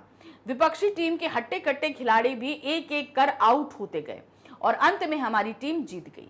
इस जीत का एक बड़ा कारण विपक्षी टीम का अति आत्मविश्वासी होना था, यानी कि भले उनकी टीम शक्तिशाली थी लेकिन इनकी टीम ने बुद्धि से काम लिया और वो जीत गए। कि ये शारीरिक रूप से कमजोर खिलाड़ी हमारे सामने क्या खेल पाएंगे, इन्हें तो हम ऐसे ही हरा देंगे, परंतु हमारी टीम ने बुद्धि का प्रयोग करते हुए खेल जीत लिया। इसे ही कहते हैं अक्ल बड़ी या भैंस, अर्थात शारीरिक बल से श्रेष्ठ बुद्धि ही होती है। तो यहाँ पर एक उनका माइंडसेट उनकी अपोजिट टीम का बन चुका था कि ये सब तो बड़े दुबले पतले हैं, क्या जीतेंगे, तो वो पहले ही ओवर कॉन्फिडेंट हो चुके थे। और इधर क्या किया, ये जो दुबले पतले थे इन्होंने अपनी बुद्धि लगाई और उन ओवर कॉन्फिडेंट टीम को हरा दिया। तो यहाँ पर क्या हुआ, अक्ल जीत गई और जो भैंस थी वो हार गई, अर्थात शारीरिक शक्ति जो है उनके सामने बोल गई। नेक्स्ट टॉपिक है गांव लौटते मजदूर। अब इसमें क्या लिखेंगे, महानगरों में काम करने वाले मजदूर कोरोना महामारी के चलते लॉकडाउन के कारण अपने गांव लौटने पर मजबूर हो रहे हैं। जो मजदूर गांव से चलकर महानगरों में इस आशा से आए थे कि वे शहर में अच्छी जिंदगी जिएंगे तथा कुछ पैसे कमा लेंगे, अब उनके पास ना तो छत रह गई और ना ही कोई सहारा देने वाला। ऐसी स्थिति में वे पैदल ही अपने गांव की ओर चले जाने पर मजबूर हो गए। गांव लौटते इन मजदूरों की स्थिति अत्यंत चिंतनीय है। हाथों में अपने थैले और थैले में बिस्किट तथा पानी की बोतल लिए इस उम्मीद से चले जा रहे हैं कि 1 या 2 या 3 दिन में ही सही अपने गांव तो पहुंच ही जाएंगे। पैदल चलने वाले मजदूर में उनके बच्चे, पत्नी तथा परिवार भी शामिल थे। हम सभी ने ये सारे दृश्य जो है टीवी में देखे। लॉकडाउन के दौरान हम लोग घर से बाहर तो थे नहीं, ये सारी चीजें हम टीवी पर देख रहे थे, सुन रहे थे, समझ रहे थे कि क्या चीजें चल रही हैं। छोटे छोटे बच्चों को गोद में लिए कई किलोमीटर की पैदल यात्रा करने वाले मजदूर अत्यधिक कष्ट उठाकर बस अपने गांव पहुंचना चाहते हैं, ताकि कम से कम 2 वक्त की रोटी तो मिल सके। पैदल यात्रा पर निकले मजदूरों के पास अपने गांव लौटने के अतिरिक्त कोई रास्ता भी शेष नहीं रह गया है। महामारी के कारण उनका रोजगार छिन गया तथा रही सही कसर लॉकडाउन ने पूरी कर उन्हें पूर्णतः असहाय और निरुपाय बना दिया है। रोज कमाने खाने वाले इन मजदूरों को डर सता रहा है कि लॉकडाउन के कारण कहीं भूखे ही मरने की नौबत ना आ जाए, इसीलिए ये अपने घर लौटने पर मजबूर हैं। लॉकडाउन उनकी वजह से दिहाड़ी मजदूर की कमर टूट चुकी है। फैक्ट्री, निर्माण कार्य, होटल और ढाबे बंद होने के कारण इन मजदूरों का शहरों में रहना मुश्किल हो गया। भाई कमाई नहीं होगी, खाएंगे नहीं तो कैसे यहाँ पर रहेंगे। इससे अच्छा अपने घर जाओ, कम से कम वहाँ खाने को तो, रहने को तो मिलेगा, छत तो मिलेगी। कोरोना काल में हुए लॉकडाउन पर का मजदूरों पर बहुत अधिक प्रभाव पड़ा, इसके कारण ही वे अपने गांव लौटने पर मजबूर हैं। तो ये जो कोरोना लॉकडाउन में हमने कोरोना के कारण शहरों में जब सारी अर्थव्यवस्था बंद हो गई थी और इन मजदूरों के पास खाने के लिए नहीं था, क्योंकि ये डेली कमाते थे, डेली खाते थे, तो इन पर हमने जो कुछ देखा समझा वो सारी चीज़ें हम यहाँ पर लिखेंगे। अब तीसरा हमारा जो टॉपिक है वो है मैंने हारना नहीं सीखा। इस पे अब अगर आपके पास ऐसी कोई कहानी है, कोई ऐसी परिस्थिति, आप वो भी लिख सकते हो। यहाँ पर क्या है, जीवन में सुख दुख, हार जीत, सफलता असफलता का क्रम चलता है। मैंने जीवन की असफलताओं के सामने कभी घुटने नहीं टेके। सरल शब्दों में कहूं तो मैंने हारना नहीं सीखा। असफलताओं से निराश होकर हार मान जाना कायरों की निशानी है, जबकि मैं अपने जीवन में आरंभ से ही सकारात्मक सोच रखता रहा हूं। हारना शब्द मेरे शब्दकोश में नहीं है। जीवन संघर्षों का नाम है, यहाँ हार जीत, आशा निराशा लगी रहती है, लेकिन मैं हार को महत्व ना देकर जीत के लक्ष्य की ओर सदैव बढ़ता रहता हूँ। कठिन परिस्थितियों में स्वयं को सकारात्मक बनाए रखना बहुत बड़ी जिम्मेदारी है। इस जिम्मेदारी को मैं बखूबी निभाता हूँ। तो आप कभी किसी परिस्थिति से मत हारिए, क्योंकि हार के बाद जीत संभव है। हम कुछ भी करें, कुछ भी कैसे भी हो, भाई ठीक है, हार, अगर कहते हैं ना एक सिक्के के 2 पहलू हैं, हार है तो जीत है, जीत है तो हार है। तो इसलिए कभी भी कोई परिस्थिति आए हमें हारना नहीं है। तो हमारे ये तीनों रचनात्मक लेख के टॉपिक हमने फटाफट यहाँ पर क्लियर कर दिए। चलिए अब आगे बढ़ते हैं, नेक्स्ट अपना क्वेश्चन देखते हैं क्या है। प्रश्न संख्या 8 है, इसमें है किन्हीं 2 प्रश्नों के उत्तर लगभग 60 शब्दों में हमें देने हैं। अब ये हमारी पुस्तक अभिव्यक्ति और माध्यम से प्रश्न पूछा गया है। यहाँ पर हमारे सामने 3 प्रश्न हैं और 2 प्रश्न करने हैं। 60 नंबर का ये हमारा रहेगा और ये हमारे 3 नंबर का एक प्रश्न रहेगा। चलिए देखते हैं क्या है पहला प्रश्न। रेडियो के संदर्भ में श्रव्य माध्यमों की 2 सीमाएं बताएं। किसी एक सीमा से पार पाने का उपाय भी बताएं। कोई एक जो श्रव्य माध्यम जैसे रेडियो है, उसमें अपनी एक लिमिटेशन होती है। इन लिमिटेशन को क्या है आपको ये बताना है और इन लिमिटेशन से पार पाने का हमें क्या इलाज है। तो क्या दिया है, रेडियो संचार का एक तरफा माध्यम है, इसलिए संदेशों के संदर्भ में कोई प्रतिक्रिया प्राप्त नहीं की जा सकती। चूंकि श्रोता का ध्यान केवल ध्वनि पर होता है, इसलिए रेडियो के माध्यम से संचारित संदेश केवल उन लोगों तक पहुंच सकते हैं जो ध्यानपूर्वक और बुद्धिमानी से सुनते हैं। रेडियो से संदेश प्राप्त करने के लिए बहुत चौकस रहना पड़ता है, अन्यथा संदेश का कुछ एक हिस्सा ही याद रहता है। रेडियो में टेलीविजन प्रदान की गई चित्रात्मक गुणवत्ता का अभाव है। प्रतिक्रिया तंत्र की कमी को निम्नलिखित तरीके से दूर किया जा सकता है। तो सबसे बड़ी कमी जो हमारी क्या है, हम वहां से संदेश को हमें जो मिल रहा है हमें बहुत ध्यान से सुनना होता है, क्योंकि जरा सा भी हमारा ध्यान हटा तो हम पूरा समाचार नहीं सुन पाएंगे। अब इसकी जो खामी है उसको दूर करने के तरीके भी हैं, क्या है। तो अब इससे पार पाने का उपाय क्या है, किस तरीके से हम इस कमी से पार पा सकते हैं। तो क्या है, नेटवर्किंग में रेडियो के उपयोग को मजबूत करने के लिए संस्थागत और सामुदायिक स्तर पर श्रोता मंच स्थापित किए जा सकते हैं, जो लोगों की विभिन्न कार्यक्रमों पर प्रतिक्रिया लेकर श्रोताओं पर अनुसंधान के लिए डाटा प्रदान कर सकते हैं और प्रोग्रामिंग को और अधिक सार्थक बना सकते हैं। प्रतिक्रियाओं का विश्लेषण करने और क्षेत्र आधारित विकास कार्यक्रमों के उत्पादन में सहायता करने के लिए विशेषज्ञों को रेडियो स्टेशन के संलग्न किया जा सकता है। तो अब यहाँ पे इन्होंने हमको 2 उपाय बताए। पहला है कि भाई देखिए, हम क्या करते हैं, रेडियो से सुनते हैं और जरा देर के लिए हमारा ध्यान हटा तो हमसे वो ज़रूरी खबर छूट जाती है। तो उसमें उन्होंने बोला है क्या करने के लिए कि वो एक सोशल नेटवर्किंग साइट जो बनाएं, क्या बोला इन्होंने, नेटवर्किंग में रेडियो का उपयोग करें, यानी कि एक ग्रुप ऐसा बनाएं, लोगों से बातचीत करें और उनके सुझाव लें इस बारे में कि हम क्या कर सकते हैं इस कमी को सुधारने के लिए, और दूसरा एक्सपर्ट को जो है हम इनके साथ लगा सकते हैं। तो ये 2 तरीके के उपाय इन्होंने हमको बताए हैं। चलिए आगे क्वेश्चन है, क्वेश्चन खा है, कविता के महत्वपूर्ण घटक कौन कौन से हैं। अब हम जब कविता लिखते हैं तो क्या चीज़ ऐसी है जो बहुत इम्पॉर्टेंट है, हमें कविता में देनी होती है, जिनको अगर हम नहीं दें, इस्तेमाल करें, जैसे कविता में हम जो विराम चिन्ह लगाते हैं वो बहुत इम्पॉर्टेंट होते हैं, जो खाली स्थान छोड़ देते हैं वो बहुत इम्पॉर्टेंट होते हैं, शब्दों का सही उपयोग करना, शब्द विन्यास का इस्तेमाल करना, ये सब बहुत इम्पॉर्टेंट होते हैं। तो जो बहुत इम्पॉर्टेंट है हम उन्हें यहाँ पर बताएंगे। क्या है, कविता भाषा में होती है, इसलिए भाषा का सम्यक ज्ञान जरूरी है। समय का मतलब, सम्यक ज्ञान का मतलब है जिस समय भी कविता लिखी जा रही है उस समय की भाषा पर कवि का बहुत अच्छी पकड़ होनी चाहिए। भाषा शब्दों से बनती है, शब्दों में का एक विन्यास होता है जिसे वाक्य कहा जाता है। भाषा प्रचलित एवं सहज हो पर संरचना ऐसी कि पाठक को नहीं लगे।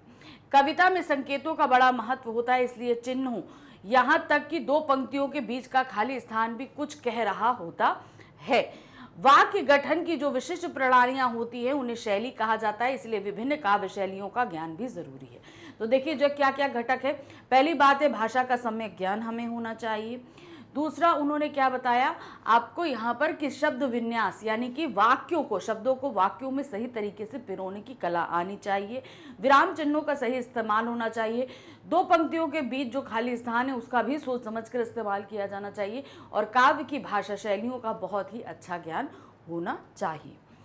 छंद के अनुशासन की जानकारी से होकर गुजरना एक कवि के लिए ज़रूरी है। तो देखिए कविताएं हमेशा क्या होती है, छंद युक्त होती हैं या छंद मुक्त होती है, तो कवि को हमेशा इसकी जानकारी होनी ही चाहिए, तभी आंतरिक लय का निर्वाह संभव है। कविता छंद और मुक्त छंद दोनों में होती है।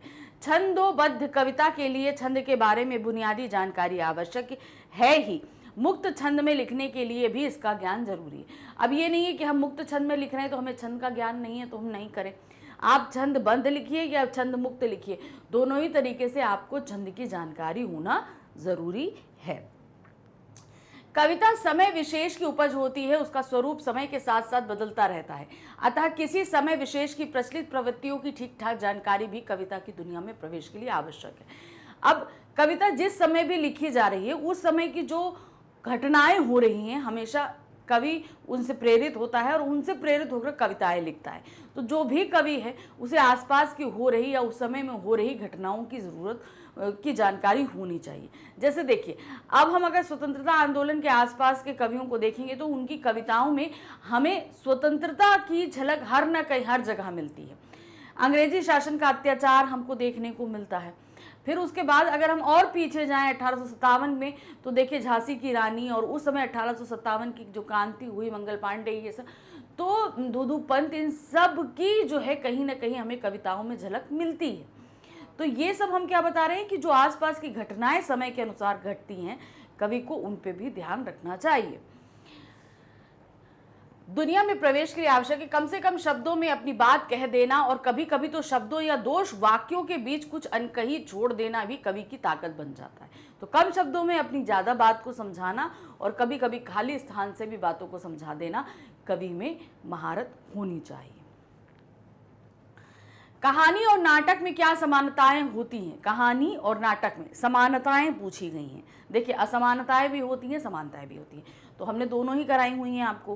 तो यहाँ क्या पूछी जा रही हैं? समानताएं। तो देखिए क्या है, मानक तत्व। सबसे पहले जो समानता है उसमें एक हमारे सामने निकल के आ रहा है, मानक तत्व क्या है।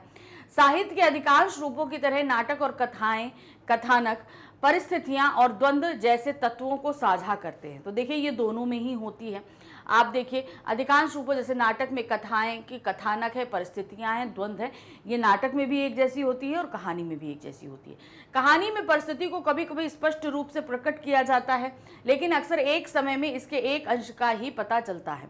जैसे कि चरित्र का उल्लेख, समय और स्थान का मौसम। नाटक में परिस्थितियां पाठकों के मंच निर्देशन के लिए बताई जाती हैं और दर्शक को यह पृष्ठभूमि और वेशभूषा के साथ साथ बोली जाने वाली संवादों से ज्ञात होती है। तो अब देखिए क्या इसमें समानता क्या है, जो आसपास का परिवेश गढ़ते हैं, जो कुछ भी है, ये सभी दोनों में ही समान का हमको तरीके से बतानी पड़ती है। सिर्फ फर्क ये होता है कि कहानी में हम लिखकर प्रकट करते हैं, जबकि नाटक में हम ये जिससे सज्जा के द्वारा ही पता करते हैं कि भाई मौसम क्या है, कौन से माहौल में ये पूरा दृश्य घट रहा है, सब कुछ चीज़ें। तो यहाँ पर ये सारी समानताएं हो रही है मानक तत्व के हिसाब से। फिर आते हैं नाटकीय रूपांतर। जब हम नाटकीय रूपांतर होता है तब क्या होता है? नाटक और कथा दोनों ही चरित्र और कथानक को प्रकट करने के लिए नाटकीयता का उपयोग करते हैं। यहाँ पर नाटकीय तत्व का मतलब ये नहीं है कि हम उसको मंचन करें। कहने का तात्पर्य है कि कहानी में भी नाटक होता है। अब कोई भी चीज़ है, कोई भी घटना घट रही है, तो जैसे हमने जूझ कहानी में देखा, जूझ कहानी में हमारे पास क्या था कि आनंदा जो है वो अपनी उसकी माँ जो है गोबर के उपले बना रही होती है, वो पानी ला के दे रहा होता है और इसी के बीच वो पढ़ाई की बात करता है। फिर वो दोनों प्लानिंग करते हैं कि दत्ता जी, तो यहाँ पर एक नाटक सा रचा गया ना। तो उसी तरीके से क्या होता है कि नाटक को हम मंच पे करते हैं और कहानी में भी नाटकीयता होती है, दोनों ही तरीके से चलता है। कहानियों में नाटक के समान संवाद और एक्शन होते हैं। चरित्र निर्माण कहानी और नाटक दोनों के पात्रों की चरित्र का न्यूनतम वर्णन और स्पष्टीकरण होता है। तो मतलब आप नाटक देख लो चाहे कहानी देख लो, जो भी आपका पात्र है उसका स्पष्टीकरण नाटक में हमें देखने से मिल जाता है और कहानी में हमें पढ़ने से मिल जाता है।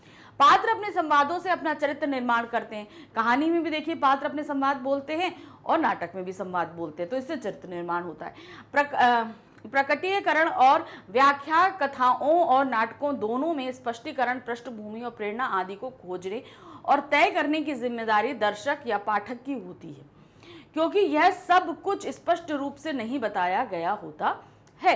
प्रत्येक दर्शक या पाठक खुद के लिए कहानी नाटक की व्याख्या करता है और एक ही नाटक को देखने या एक ही कहानी को पढ़ने वाले किसी अन्य व्यक्ति की तुलना में उसके अनुभव अलग हो सकते हैं।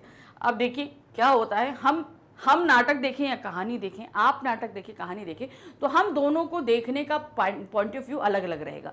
क्यों? क्योंकि हम अपने आप को नाटक या कहानी से अपनी परिस्थितियों के अनुसार जोड़ना चाहेंगे और आप अपनी परिस्थितियों के अनुसार। तो 2 या 3 अलग अलग व्यक्तियों को एक ही कहानी को पढ़ने या देखने का नजरिया अलग अलग होता है। अब आते हैं नेक्स्ट क्वेश्चन नंबर 9 है हमारे पास में। निम्नलिखित प्रश्नों के उत्तर लगभग 60 शब्दों में हमें देने। आप याद रखिएगा 60 शब्दों में देने हैं। अब यहाँ पर क्या हमसे पूछा गया है, देने हैं, और यहाँ पर 2 प्रश्न हैं जो 3 मार्क्स के हमारे पास में आएंगे, यानी 3 मार्क्स का एक प्रश्न रहेगा। तो ये टोटल हमारे कितने हो गए? 6 मार्क्स के हो गए। अब आते हैं पहला प्रश्न, उल्टा पिरामिड शैली से क्या अभिप्राय है? आप सभी को पता है उल्टा पिरामिड शैली क्या होता है, समाचार लेखन में प्रचलित शैली आजकल उल्टा पिरामिड शैली है, जिसके 3 भाग होते हैं, इंट्रो, बॉडी और समापन। यहाँ पर क्या होता है, जो सबसे महत्वपूर्ण खबर होती है वो पहले ही पैरा में हमारे सामने पहले अनुच्छेद में प्रस्तुत कर दी जाती है, जिसे हम इंट्रो कहते हैं। ठीक है, और इन्हीं के अंदर हम 6 ककारों का इस्तेमाल करते हैं। जो 6 ककार हैं उसमें जो इम्पोर्टेंट 3 हमारे जो ककार हैं, 3 से 4 ककार वो इंट्रो में आ जाते हैं और बाकी बचे हुए हमारे बॉडी में आ जाते हैं। ठीक है, उल्टा पिरामिड शैली के बारे में इतना जानते हैं। अब इसको हम लिखेंगे कैसे, देखिए। यह समाचार लेखन की सबसे लोकप्रिय, उपयोगी और बुनियादी शैली है। यह शैली कहानी या कथा लेखन की शैली से ठीक उल्टी है, जिसमें क्लाइमेक्स बिल्कुल आखिर में आता है। कहानी में क्लाइमेक्स आखिर में आता है ना। इसमें किसी घटना, विचार, समस्या के सबसे महत्वपूर्ण तथ्यों या जानकारी को सबसे पहले बताया जाता है। तो मतलब जो घटना घटी है उसे हम सबसे पहले बता देते हैं, जबकि कहानी, उपन्यास में क्लाइमेक्स सबसे अंत में आता है। उल्टा पिरामिड शैली में कोई निष्कर्ष नहीं होता। उल्टा पिरामिड शैली के तहत समाचार को 3 हिस्सों में विभाजित किया जा सकता है, इंट्रो, बॉडी और समापन। समाचार के इंट्रो या लीड को हिंदी में मुखड़ा भी कहते हैं। इसमें खबर के मूल तत्व को शुरू की 2 या 3 पंक्तियों में बताया जाता है। यह खबर का सबसे अहम हिस्सा होता है। तो उल्टा पिरामिड शैली में जो हम कहानी में क्लाइमेक्स एकदम एंड में बताते हैं, इसमें सबसे पहले बता दिए जाते हैं, और इसमें इंट्रो जो है वो सबसे महत्वपूर्ण हिस्सा होता है। इसके बाद बॉडी में समाचार के विस्तृत ब्यौरे को घटते हुए क्रम में लिखा जाता है।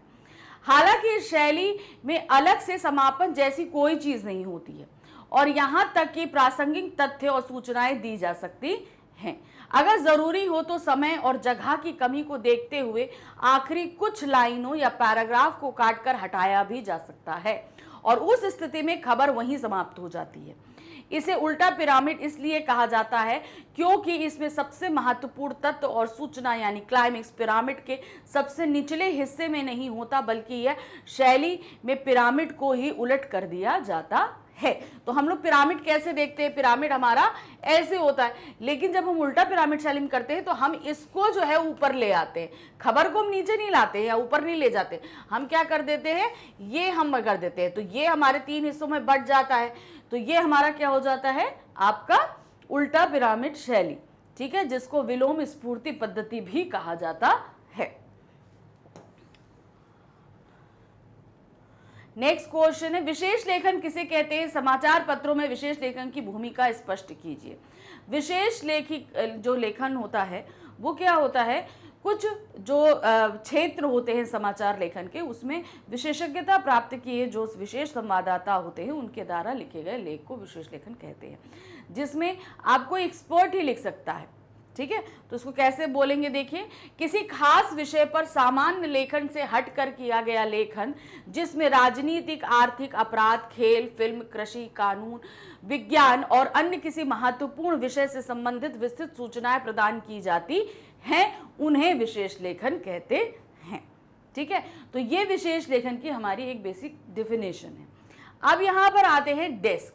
अब विशेष लेखन को करने के लिए एक अलग से डेस्क प्रदान करी जाती है, वो क्या है, समाचार पत्र, पत्रिकाओं, टीवी और रेडियो चैनलों में अलग अलग विषयों पर विशेष लेखन के लिए निर्धारित स्थल को डेस्क कहते हैं। यानी कि अब यहाँ पर क्या होता है, जैसे आप मान लीजिए आप जो है व्यापार से जुड़ी क्षेत्र में विशेष लेखन करते हैं तो आपकी डेस्क अलग होगी, क्राइम से रिलेटेड जो विशेष लेखन करेंगे उनकी डेस्क अलग होगी, जो फिल्म से जगत कार्य करेंगे उनकी डेस्क अलग होगी। तो मतलब अलग अलग क्षेत्र के लोगों की अलग अलग डेस्क होती है और उस विशेष डेस्क पर काम करने वाले पत्रकारों का भी अलग समय होता है, मतलब सब अलग अलग समय पर काम करते हैं, तथा व्यापार तथा कारोबार के लिए अलग तथा खेल की खबरों के लिए अलग डेस्क निर्धारित होता है। विशेष लेखन की भाषा शैली सामान्य लेखन से अलग होती है। क्यों? क्योंकि उसमें उस लेखन से जुड़े हुए कुछ प्रचलित शब्दों का हम इस्तेमाल करते हैं, इसलिए सामान्य लेखन से हटकर जो है शैली का इस्तेमाल करते हैं। जैसे आप देख लो, तेजड़िया है, मंदी है, ये सब हम कहाँ से इस्तेमाल करेंगे, ये हम व्यापार क्षेत्र से विशेष लेखन में इस्तेमाल करेंगे। उसी तरीके से हम अगर आ जाएंगे खेल जगत में तो आपका यहाँ पर ओवर हो जाएगा, आपका इस तरीके से विकेट है, आप बाउंसर है, तो इस तरीके के वर्ड्स जो हैं वो उस क्षेत्र के लेखन के लिए इस्तेमाल किए जाएंगे। तो ये सब क्या होता है, ये विशेष लेखन जो है सामान्य भाषा से अलग थोड़ा सा विशेष लेखन कहलाता है। इसमें संवाददाता को संबंधित विषय की तकनीकी शब्दावली का ज्ञान होना आवश्यक है, जो भी हमने बताया तकनीकी शब्दावली। साथ ही यह भी आवश्यक होता है वह पाठकों को उस शब्दावली से परिचित कराए जिससे पाठक रिपोर्ट को समझ सके। हम अब शब्दावली इस्तेमाल तो कर रहे हैं, लेकिन जो पाठक वर्ग है उस समाचार पत्र को पढ़ रहा है उससे उन शब्दों से परिचित कराने का कार्य भी विशेष संवाददाता का होता है। विशेष लेखन को कोई निश्चित शैली नहीं होती। विशेष लेखन के अनेक क्षेत्र होते हैं, जैसे अर्थ, व्यापार, खेल, विज्ञान, प्रौद्योगिकी, कृषि, विदेश, रक्षा, पर्यावरण, शिक्षा, स्वास्थ्य, फिल्म, मनोरंजन, अपराध, कानून व सामाजिक मुद्दे आदि। तो इस लेखन के क्षेत्र असीमित है, आप जितने सोच सकते हैं उस क्षेत्रों में ये विशेष लेखन किया जा सकता है। अब आते हैं प्रश्न संख्या 10 पे। क्या दिया है, निम्नलिखित 3 प्रश्नों में से किन्हीं 2 प्रश्नों के उत्तर लगभग 60 शब्दों में दीजिए। अब आपको ध्यान देना है, हमारी जो बुक है अंतरा, उस अंतरा में के काव्य खंड से हमारे सामने 3 प्रश्न रखे गए हैं, जिनमें से हमें 2 प्रश्न करने हैं। एक प्रश्न जो है वो हमारा 2 मार्क्स का रहेगा, यानी कि दोनों मिलाकर 4 नंबर का हमारा ये प्रश्न हो जाएंगे प्रश्न संख्या 10 में। तो अब ये 3 प्रश्न कौन से हैं, देखिए। पहला प्रश्न आ रहा है हमारा कार्नेलिया के गीत से। कार्नेलिया के गीत कविता में वर्णित भारत के प्राकृतिक सौंदर्य को अपने शब्दों में लिखिए। तो कार्नेलिया का गीत जो है वो भारत की व्याख्या कर रही थी, ठीक है, कार्नेलिया। तो आपको वहाँ पर उसने जिन शब्दों में भारत की व्याख्या करी है उसे आपको अपने शब्दों में लिखना है। तो कविता हम पढ़ चुके हैं तो दिक्कत नहीं आएगी। तो क्या है, कार्नेलिया का गीत में भारत की संस्कृति और प्राकृतिक सुषमा की विशेषताओं की ओर संकेत किया गया है। भारत की प्राकृतिक सुंदरता संसार में अद्वितीय है। यह शस्य श्यामला धरती मनुष्य को ही नहीं अपितु पशु पक्षियों को भी प्यारी है। सूर्योदय के समय पक्षियों के कलरव, क्षितिज का इंद्रधनुषीय रंगों से भर जाना तथा उषा का प्राणियों में अमृत का रसदान दुनिया को इस ओर आकर्षित करता है। तो भारत की भूमि की तरफ बहुत से लोग आकर्षित होते आ रहे हैं। पक्षी इस ओर उड़ते हुए इसलिए आते हैं कि यहाँ उनके लिए सुरक्षित स्थान है। यहाँ अहिंसा को धर्म माना जाता है। यहाँ के लोग दयालु हैं। वे अज्ञानी को ज्ञान देते हैं, अनजान लोगों को यहाँ पनाह मिलती है। जयशंकर प्रसाद ने इस कविता में भारतीय संस्कृति के गौरव को स्थापित किया है तथा इसे दुनिया के सामने उदाहरण के रूप में प्रस्तुत किया है। तो जयशंकर प्रसाद जी ने जो कार्नेलिया का गीत लिखा है, इसमें भारत की बहुत ही अच्छी व्याख्या की गई है। जो बातें बोली गई हैं उसके पीछे भी बहुत सारे आशय छिपे हैं। जैसे यहाँ पे विदेश से आ रहे पक्षियों को यहाँ पर पनाह मिलती है, सुरक्षा मिलती है। तो यहाँ पर विदेशों से जो लोग बहुत ज़्यादा त्रस्त होते हैं, बहुत ज़्यादा प्रताड़ित होते हैं, वो यहाँ पर आते हैं और उनको हम पनाह देते हैं। इस बात को उन्होंने बताया है। तो ये कविता बहुत ही अच्छी थी भारत के लिए। नेक्स्ट क्वेश्चन है, विरह वर्णन के क्रम में 12 मासा पाठ के पदों में एक कवि ने प्रकृति के किन किन उपादानों का वर्णन किया है। तो अब यहाँ पर जब 12 मासा जो हमने पढ़ा है, एक्चुअल में 12 मासा तो है विरह के 12 मासों यानी कि 12 ही महीनों की विरह वर्णन है, लेकिन हमारे सामने सिर्फ 4 छंद प्रस्तुत किए गए हैं। इन चारों छंदों में प्रकृति में क्या क्या परिवर्तन हो रहे हैं आपको ये बताना है। तो हर छंद के हिसाब से आप यहाँ पर करेंगे। तो हर छंद में अलग अलग महीना बताया गया है। तो हर अलग अलग महीने में क्या है, अलग अलग मौसम रहता है और क्या क्या वर्णन है ये बताएंगे।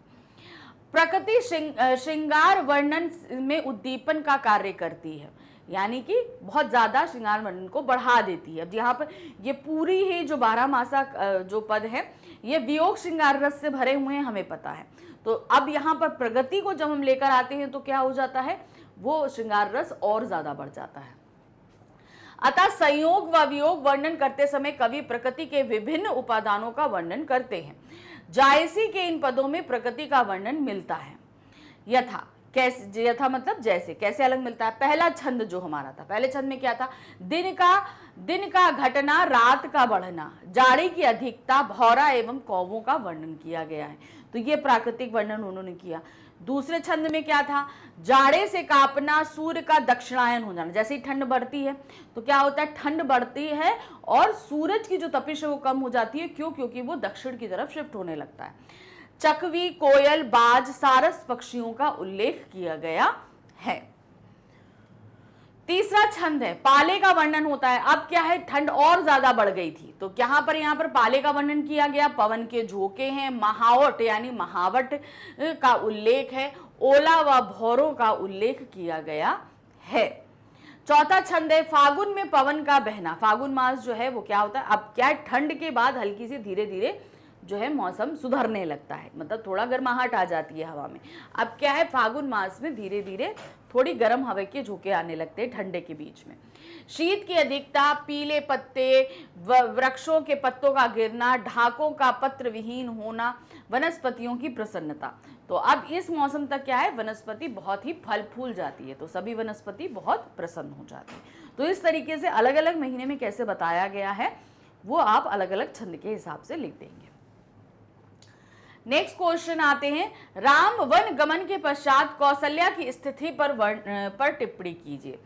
अब क्या है, जब राम जी वन को चले गए तो कौशल्या माता उनके कक्ष में जाती हैं, उनके छोटे छोटे धनुष बाण को देखती हैं, उनके छोटे छोटे जो है जूतों को देखती हैं, उसे लगाकर उन्हें लगता है कि अरे अभी क्या कहते हैं, राम यहीं पर हैं, उनको हम उठाएंगे, उनके मनपसंद खाना खिलाएंगे, उनको दोस्तों के साथ भेजेंगे। लेकिन एकदम से उन्हें जब याद आता है अरे राम तो है ही नहीं, तो तो वो कैसी हो जाती हैं, जैसे एक चित्र लिखी सी, यानी कि एकदम जैसे चित्र बन जाता है, स्तब्ध हो जाता है, वैसे वो हो जाती हैं।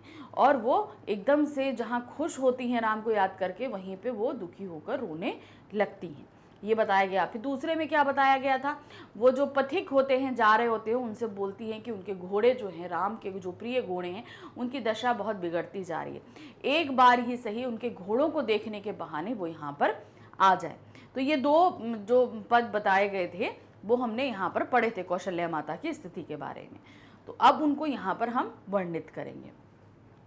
राम के बन जाने पर माँ कौशल्या वात्सल्य वियोग की स्थिति में है। माता कौशल्या राम के बचपन के धनुष बाण और जूतों को बार बार स्पर्श करती हैं। वह उन्हें अपने हृदय और नेत्रों से लगा रही हैं। इन वस्तुओं को देखने तथा स्पर्श करने से माता कौशल्या को ऐसा आभास होता है कि उनके पुत्र राम उनके आसपास है। माता कौशल्या राम के शयन कक्ष में आती है तथा उन्हें जगाते हुए कहती हैं कि हे पुत्र, जाग जाओ, तुम्हारे छोटे भाई द्वार पे तुम्हारा इंतजार कर रहे हैं। माता कौशल्या का विरह अतुलनीय है। तो इस तरीके से आप यहाँ पर पूरा वर्णन कर देंगे। अब आते हैं प्रश्न संख्या 11 पे। निम्नलिखित में से किसी एक काव्यांश की सप्रसंग व्याख्या कीजिए। तो अब यहाँ पर हमारे पास जो क्वेश्चन आया है, यहाँ पर हमारे पास दो पद्यांश दिए गए हैं, दोनों में से कोई एक पद्यांश की सप्रसंग व्याख्या करनी है, यानी कि संदर्भ लिखना है, प्रसंग लिखना है और व्याख्या करनी है। तो इन सभी हम जो भी आपके यहाँ पूछे जाएंगे, चूंकि पठित हैं तो हम सभी पढ़ चुके हैं। यहाँ पर अब हम उसको पढ़ेंगे और देखिए संदर्भ प्रसंग सहित कैसे इसकी व्याख्या करेंगे। यहाँ पर ये प्रश्न है हमारा 6 मार्क्स का, ठीक है। तो देखिए क्या है, आह वेदना मिली विदाई, मैंने भ्रमवश जीवन संचित, मधुकरनियों की भीख लुटाई। छल छल थे संध्या के शमकण, आंसू से गिरते थे प्रतिक्षण, मेरी यात्रा पर लेती थी नीरवता अनंत अगनाई।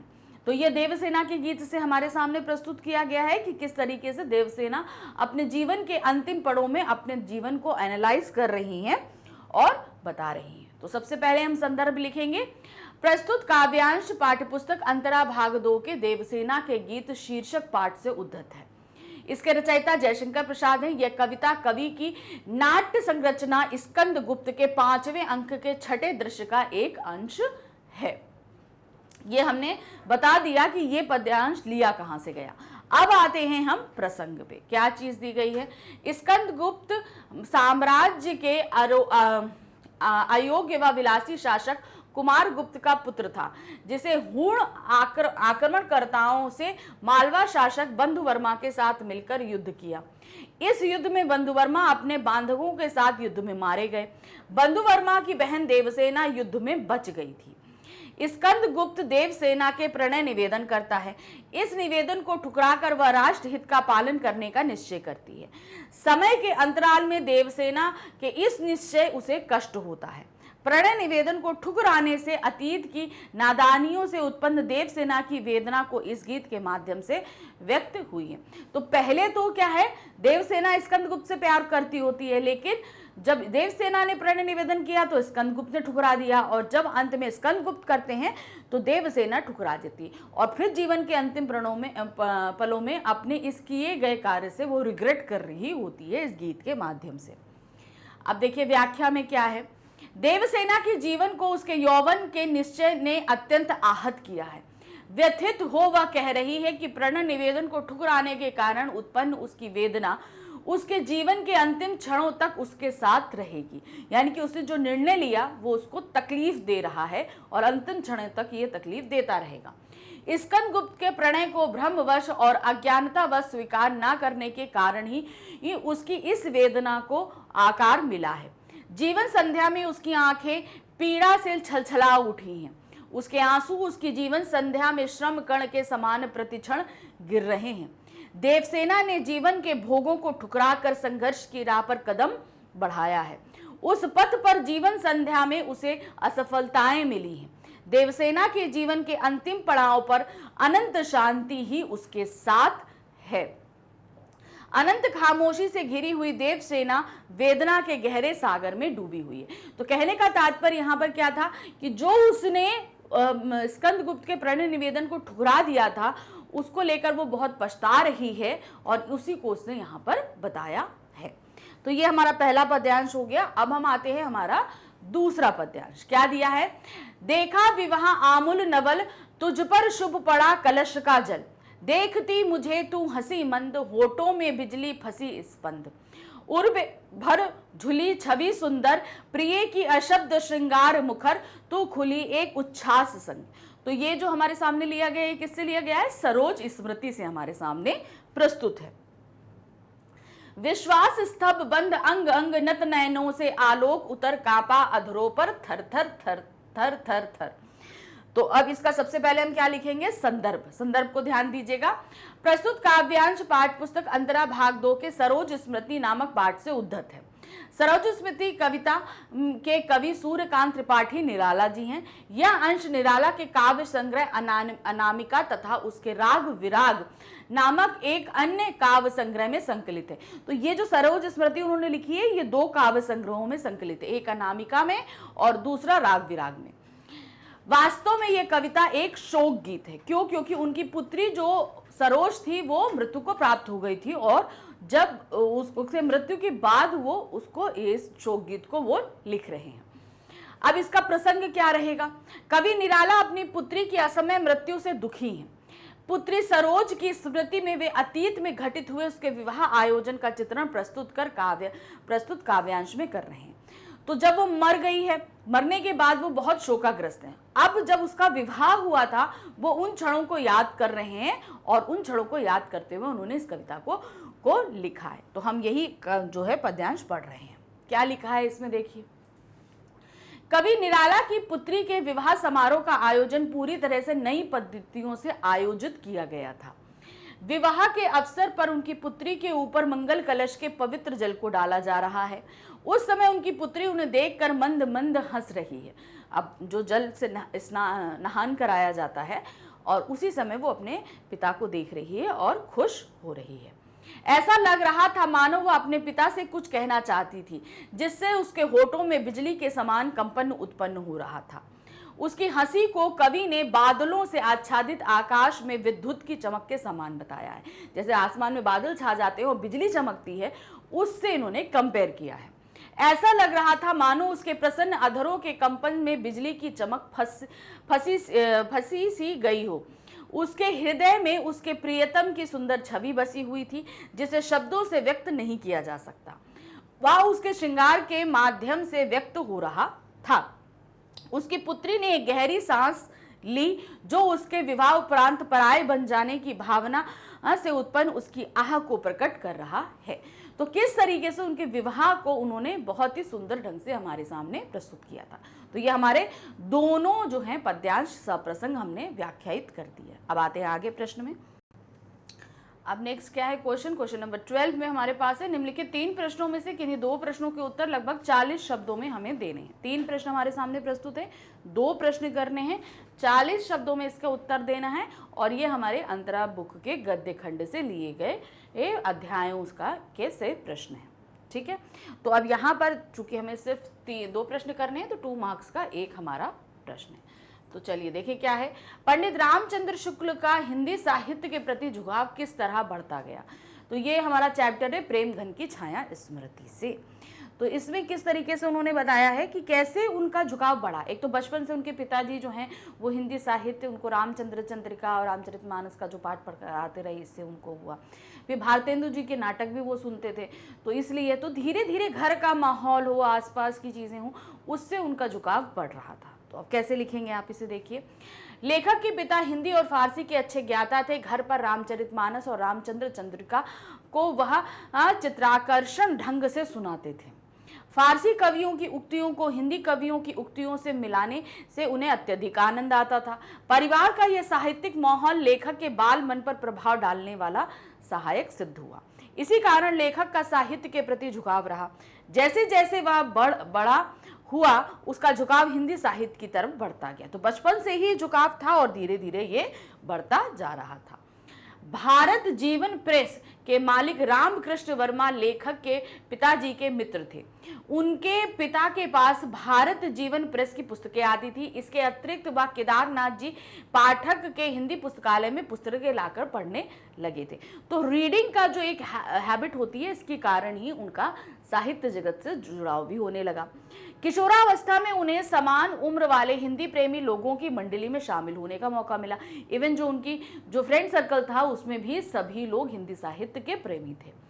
इस मंडली में नए पुराने लेखकों के विषय में चर्चा होती थी।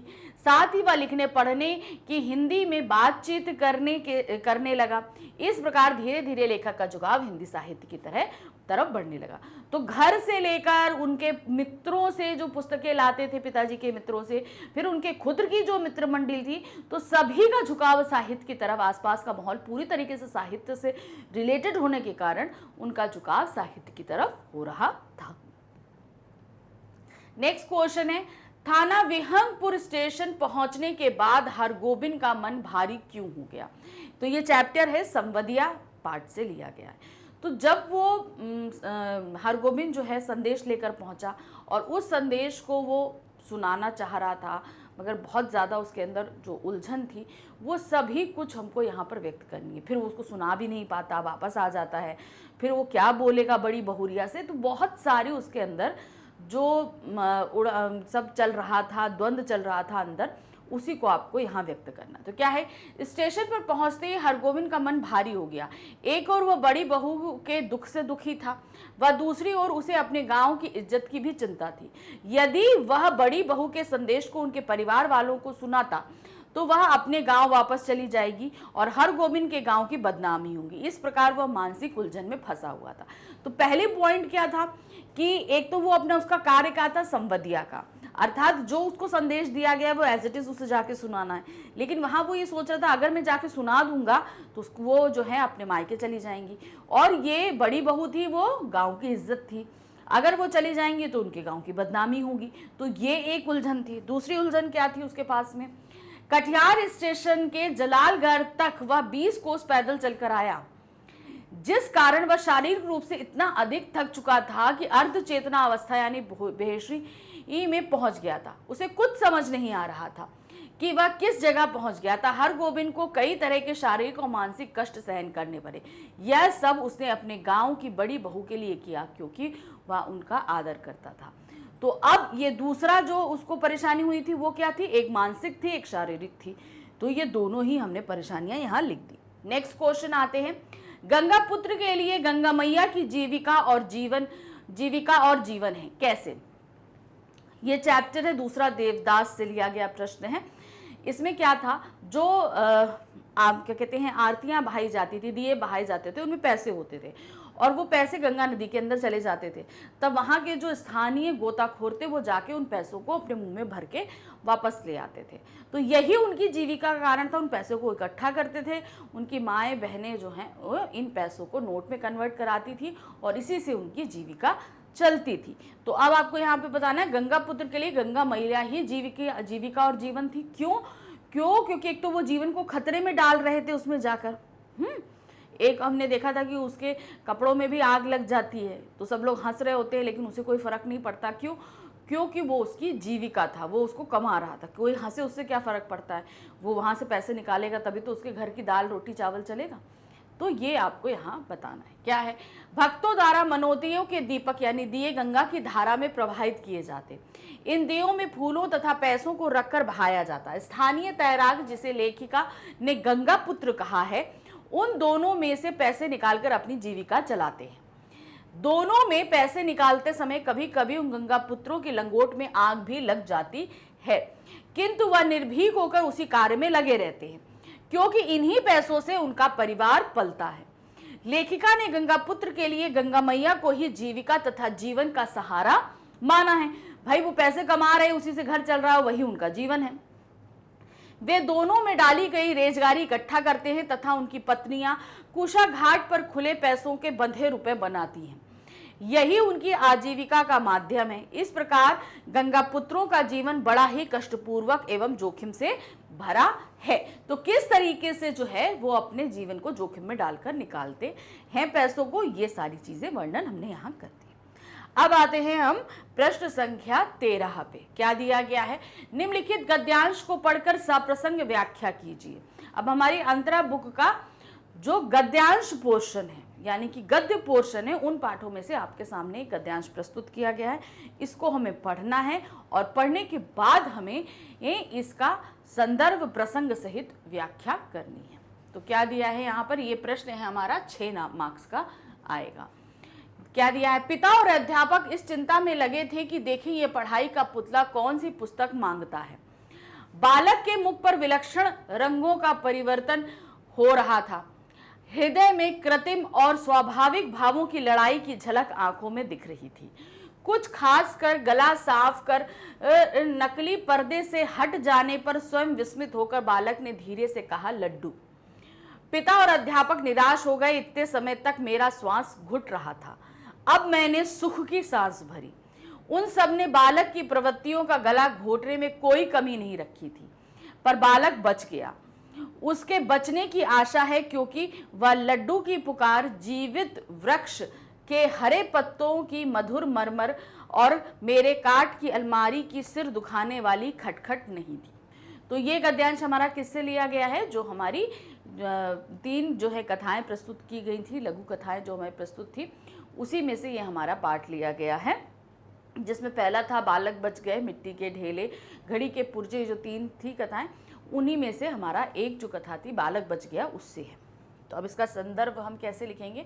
प्रस्तुत गद्यांश पाठ्य पुस्तक अंतरा भाग 2 के संकलित सुमरिनी के मन के पाठ के में शामिल लघु निबंध बालक बच गया से उद्धत है।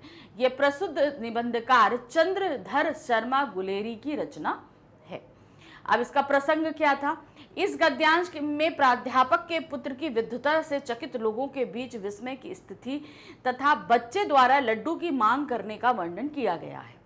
साथ ही बच्चे में बाल सुलभ स्वाभाविकता से बचे रहने पर लेखक ने खुशी प्रकट करी है। तो किस तरीके से छोटे बच्चे के ऊपर पढ़ाई का इतना ज़्यादा प्रेशर दिखाया गया था इस हमारी निबंध में। तो हमने यहाँ पर ये देखा कि वो बच्चा भले ही उसने बहुत सारा किया, लेकिन कहीं ना कहीं उसके अंदर बचपन बाकी था। ये जब वो इनाम के तौर पे लड्डू मांगता है तो प्रकट होता है, और इसको देखकर हमारे लेखक भी बहुत खुश होते हैं। तो अब इसकी व्याख्या कैसे करेंगे, देखिए पूरे पद्यांश की। लेखक एक विद्यालय के वार्षिकोत्सव में अतिथि की हैसियत से शामिल होता है। वहां उसने प्राध्यापक के पुत्र से पूछे जाने वाले प्रश्न तथा बच्चे के उत्तर से विस्मित होते लोग देखे। मतलब उससे ऐसे प्रश्न पूछे जा रहे थे जो बहुत बड़ी क्लासेस के थे, मगर वो उनके उत्तर दे रहा था और सभी इसको सुन सुन के उत्तर बहुत चकित हो रहे थे। बच्चे से पूछे जाने वाले प्रश्न उस बच्चे की स्वाभाविकता का गला घोटने वाली उसकी आयु के स्तर से बहुत ऊंचे प्रतीत हो रहे थे। क्यों? क्योंकि वो बच्चा छोटा सा 8 साल का बच्चा था और उससे जो है बहुत ही कठिन प्रश्न पूछे जा रहे थे, जो कहीं ना कहीं ये बता रहा था कि वो बच्चे का स्वाभाविक बचपन कहीं ना कहीं घुट रहा है। एक वृद्ध महाशय द्वारा बच्चे के जवाबों से प्रसन्न होकर उसे कुछ मांगने को कहता है। एक वृद्ध व्यक्ति उठते हैं, कहते हैं कि तुमने भाई बहुत अच्छा उत्तर दिया है, अब तुम मांगो, क्या मांगते हो? जिससे बच्चे के चेहरे पर कृत्रिमता तथा स्वाभाविकता का प्रभाव होने लगता है, किंतु जल्द ही उसकी स्वाभाविकता का उदय हुआ और उसने लड्डू की मांग की। तो एक तरफ तो उसके अंदर क्या था, बनावटीपन भी था और नेचुरलिटी भी थी, तो दोनों ही चीजें उसके अंदर होने के कारण, लेकिन जल्दी उसने अपना बनावटीपन हटाकर स्वाभाविकता दिखाते हुए लड्डू मांग लिया। जैसे एक बच्चा होता है ना, उससे आप टॉफी बोलोगे या बुक्स मांगोगे तो वो क्या बोलेगा, वो कहेगा मुझे टॉफी दे दो। तो ये स्वाभाविकता उस बच्चे में भी दिखाई दी। उसके इस उत्तर से उसके पिता तथा अध्यापक निराश हो गए, लेकिन लेखक प्रसन्न हुआ। लेखक मानता है कि शिक्षा मनुष्य और मनुष्यता के विकास की प्रक्रिया है। एक छोटे से बच्चे को बड़ी बड़ी बातें रटा दी जाती हैं, किंतु उससे उसका स्वाभाविक विकास अवरुद्ध ही होगा। लेखक को उस बच्चे की लड्डू की मांग जीवित वृक्ष के हरे पत्तों की मर्म सी प्रतीत होती, मतलब हरे पत्ते जो झरझर की आवाज करते हैं ना, उस जैसा लगता है। यह जीवित वृक्ष के हरे पत्तों की मधुर आवाज है, सूखे काठ की अलमारी सिर की पीड़ा देने वाली खटखटाहट नहीं। मतलब उसमें अभी जीवन बाकी है, इसलिए उसे हरे पत्तों से किया गया। लेकिन जो एक अलमारी होती है वो कैसी होती है, उसकी खटखट जो है, वो लकड़ी तो मर चुकी होती है ना, तो उसकी खटखट क्या होती है, वो सर को दुखाती है। उस बच्चे की वो आवाज हरे पत्तों जैसी लग रही थी। आशय ये है कि ये बालक का स्वाभाविक प्रवृत्ति है, दिखावे के लिए रटा रटाया उत्तर नहीं है। मतलब वो उसने रटा रटाया उत्तर नहीं दिया था, वो उसका जो है बिहेवियर था जो उसने लड्डू मांगा था। चलिए आते हैं हम अपने नेक्स्ट क्वेश्चन में। क्वेश्चन नंबर 14 क्या पूछा गया है, निम्नलिखित प्रश्नों में से किन्हीं एक का उत्तर लगभग 60 शब्दों में हमें देना है। तो ध्यान रखिए 60 शब्दों में देना है। ये हमारी पूरक पुस्तिका अंतराल भाग 2 से लिया गया है। जो चैप्टर है उन्हीं में से 2 प्रश्न पूछे गए हैं, हमें एक प्रश्न का उत्तर देना है और ये हमारा है 3 मार्क्स का। ठीक है, तो सबसे पहला जो प्रश्न आ रहा है हमारे सामने है, नदियों पर सीमेंट कंक्रीट के विशाल बांध आदि के अंधाधुंध निर्माण को हम विकास का नाम देते हैं। ऐसा सोचना पर्यावरण के हित में नहीं है। अपने उत्तर के पक्ष में तर्क दीजिए। तो अब यहाँ पर क्या है, नदियों पर बड़े बड़े बांध कंक्रीट के बनाए जा रहे हैं और नदियों की स्वाभाविक जो बहाव है उसको रोका जा रहा है और इसे क्या दिया जा रहा है, प्रगति का नाम दिया जा रहा है। तो अब आपको ये बताना है क्या ये सही है या नहीं है, और अगर आप जिस भी उसमें अगर हाँ में है तो तर्क दीजिए और नहीं है तो तर्क देना है आपको। तो अब हमने देखिए इसको कैसे दिया है, पश्चिम देशों की देखा देखी आज भारत की नदियों पर सीमेंट कंक्रीट के विशाल विशाल बांध तैयार किए जा रहे हैं, किंतु इन बांधों के कारण सदा नीरा नदियां नालों में बदलती जा रही हैं। अब भाई उनके प्रवाह को हमने रोक दिया तो क्या होगा, नदियां छोटी हो जाएंगी और क्या होगा, वो नालों सी प्रतीत होने लगेंगी और उनके अस्तित्व पर भी प्रश्न उठने लगे। निश्चय ही इन निर्माणों को पर्यावरण के अनुकूल नहीं कहा जा सकता। अब नदियां ही अगर अपने प्रवाह से नहीं बहेंगी तो उसके आसपास जो प्राकृतिक जीवन बस रहा है, जो शहर गांव बस रहे हैं, तो क्या वो बचेंगे? तो ये जाहिर सी बात है कि ये अच्छा नहीं है, सही नहीं है। अब हम इस चीज से जो है इसके समर्थन में हम निम्नलिखित तर्क देते हैं। तो हम इन सब जो कंक्रीट के बांध हैं इनसे सहमत नहीं हैं, तो इसमें हमने तर्क में हम उत्तर दिए हैं और तर्क हमने कैसे दिए, पॉइंट्स में दिए हैं। तो पहला है हमारा, बांधों के निर्माण से नदियों का पानी घट जाता है और ये नालों में रूपांतरित हो जाती है। क्योंकि देखिए अब नदी में भी बहुत सा जीवन पलता है ना, तो अब जब पानी नदी जब अपने प्रवाह में होती है तो बहुत चौड़ी और कलकल करके बहती है, लेकिन जब आप बांध बना दोगे तो क्या होगा, वो उनकी धारा कम हो जाएगी, पतली हो जाएगी और जैसे नाले बहते हैं ना जरा जरा सी सकरी जगहों में, वो वैसे प्रतीत होंगे। नदियों पर बांध बनाने से उनका जल स्तर कम हो जाता है, जिससे नदियों पर निर्भर रहने वाले लोगों का जीवन अस्त व्यस्त हो जाता है और वे वहां से पलायन करने लगते हैं। तो अब नदियों पर जो लोग डिपेंड करते हैं, अब नदियों पे कौन, जैसे मछुआरे हैं वो डिपेंड करते हैं, बहुत से धोबी हैं, बहुत लोग जो हैं उनका जो जीवन यापन है नदियों पे चलता है। अब जब जल स्तर कम हो जाएगा तो वो लोग वहाँ से उनको हटना पड़ेगा और अपना व्यापार, अपना काम धंधा भी बदलना पड़ेगा। बांधों के निर्माण के फलस्वरूप जल के कम हो जाने से नदियों में रहने वाले जीव जंतुओं को अपना जीवन खोना पड़ता है, जिससे प्राकृतिक विविधता और पर्यावरण संतुलन पर प्रतिकूल प्रभाव पड़ता है। तो अब क्या होता है, जल स्तर जब कम हुआ तो उसके अंदर बहुत सारे जीवन पलते हैं, कहने का तात्पर्य मछलियां हैं, बहुत से जीव जंतु पलते हैं। जब पानी कम होगा तो ये भी सब मर जाएंगे, जब मर जाएंगे तो इससे पर्यावरण संतुलन का खतरा पैदा हो जाएगा। बांधों के निर्माण से नदियों का पानी घट जाता है, जिससे पेयजल की समस्या भी आ खड़ी होती है, पीने का पानी की कमी आ जाती है, क्योंकि मीठे जल यानी कि एक तो हम पानी बहुत है पृथ्वी पर, लेकिन नमकीन पानी ज़्यादा है जिसे हम पी नहीं सकते, लेकिन मीठे जल को पाने का जो प्रमुख स्रोत है वो हमारी नदियाँ ही हैं। बांधों के बनने के फलस्वरूप उपजी स्थिति के कारण जलवायु चक्र पर प्रतिकूल प्रभाव पड़ेगा, ऋतुओं का कार्यकाल भी बिगड़ेगा, जैसा कि हम देख भी रहे हैं ऋतुओं के कार्यकाल में कितनी ज़्यादा शिफ्टिंग हो रही है। बांधों के निर्माण के दुष्परिणाम स्वरूप नदियों के नालों में बदलने के कारण वातावरण में विषैली गैसों की मात्रा बढ़ जाती है, जिसका प्रतिकूल प्रभाव प्राणी जगत पर पड़ता है। हम सभी को पता है कि नदियों में बहुत अपशिष्ट पदार्थों को डाला जाता है, लेकिन अब क्या है, पानी नदियों का प्रवाह ज़्यादा होने के कारण वो अपशिष्ट पदार्थ बहते हुए चले जाते हैं, जिससे ज़्यादा नुकसान नहीं होता। लेकिन जब पानी का जलस्तर कम होगा और वो अपशिष्ट पदार्थ नदियों में आकर मिलेंगे तो बहाव तो ज़्यादा है नहीं, तो फिर क्या होगा, ये बिल्कुल तरीके से विषैला पानी हो जाएगा और इनसे ऐसी जहरीली गैसें निकलेंगी जो आसपास के पर्यावरण को बहुत ही नुकसान पहुंचाएंगी। बांधों के निर्माण के दौरान संबद्ध बस्तियों को हटाया जाता है, जिससे वहां रहने वाले लोगों का जीवन बुरी तरह प्रभावित होता है। आवास के साथ साथ उनकी रोजी रोटी भी छिन जाती है। अब जिस एरिया में बांध बनाया जा रहा है तो उस एरिया में पानी भर जाएगा, जाहिर सी बात है नदी को हम रोक के बांध बनाएंगे, तो उस एरिया में जितने भी गांव आते हैं उन सभी को वहां से हटा दिया जाता है। तो कितने सारे लोगों को अपनी जगह को छोड़कर हटना पड़ता। तो इसका जो सबसे जीता जागता सबूत अपने भारत में रिसेंटली देखा है वो है टिहरी बांध के निर्माण के समय पूरे टिहरी शहर और बहुत से गांवों को विस्थापित किया गया था। तो ये बहुत ही एक दुखद चीज़ होती है, लोग अपने जहाँ पर पुश्तैनी समय से रह रहे थे और उन्हें वो अपनी पुश्तैनी ज़मीन जायदादों को छोड़ना पड़ता है। नदियाँ हमारी धरोहर हैं, इन पर बांधों का निर्माण कर हम इन्हें नालों में बदल देते हैं, जिससे इनकी प्राचीन पहचान खो रही है। तो नदियों को हम पूजते हैं, उनकी पूजा होती है, हमारे यहाँ माँ के समान उन्हें पवित्र माना जाता है, और अब हम अगर उनको कम कर देते हैं तो क्या होता है, वो अपने अस्तित्व को खो रही हैं और कहीं ना कहीं हमारी आस्था में भी जो है कमी हम देख रहे हैं। तो ये भी एक बहुत बड़ा नुकसान है। तो अब आते हैं नेक्स्ट क्वेश्चन में, विस्कोहर की माटी लेखक के मन में क्यों बस गई है, किन्हीं 2 कारणों का उल्लेख कीजिए। तो ये विस्कोहर की माटी पाठ से लिया गया है। भाई उनका जन्म वहां से हुआ, वो वहीं पले बड़े, तो बहुत सारे कारण थे, वो उनके मन में वो माटी बसी हुई थी। आपको सिर्फ यहाँ पर क्या बताना है, 2 कारणों को बताना है। तो यहाँ पर क्या है, विश्वनाथ अर्थात लेखक को अपना गांव विस्कोहर सबसे प्रिय लगता था, क्योंकि उसके बचपन की सारी मधुर स्मृतियां विस्कोहर की माटी से जुड़ी हैं। यूं तो विस्कोहर की माटी के लेखक के मन में बस जाने के कई कारण हैं, किंतु यहाँ उनमें से 2 प्रमुख कारणों का उल्लेख किया जा रहा है जो निम्नलिखित हैं। पहला कारण क्या है, शैशव में माँ के साथ गुजारे गए सुखद क्षणों की स्मृति बालक विश्वनाथ के पेट से चिपट कर दूध पीने के दौरान सुपकता था, रोता था, माँ को टीसता था, मारता था, कभी कभी तंग आकर माँ भी उसे मार बैठती थी, बावजूद उसके वह उसे दूध पिलाना नहीं छोड़ती थी।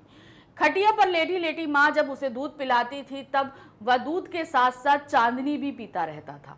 छोटे भाई के जन्म के बाद माँ के दूध पर उसका कब्जा हो गया, मतलब जब छोटा भाई आया तो विश्वनाथ जी का दूध छूट गया और वो छोटा भाई दूध पीने लगा।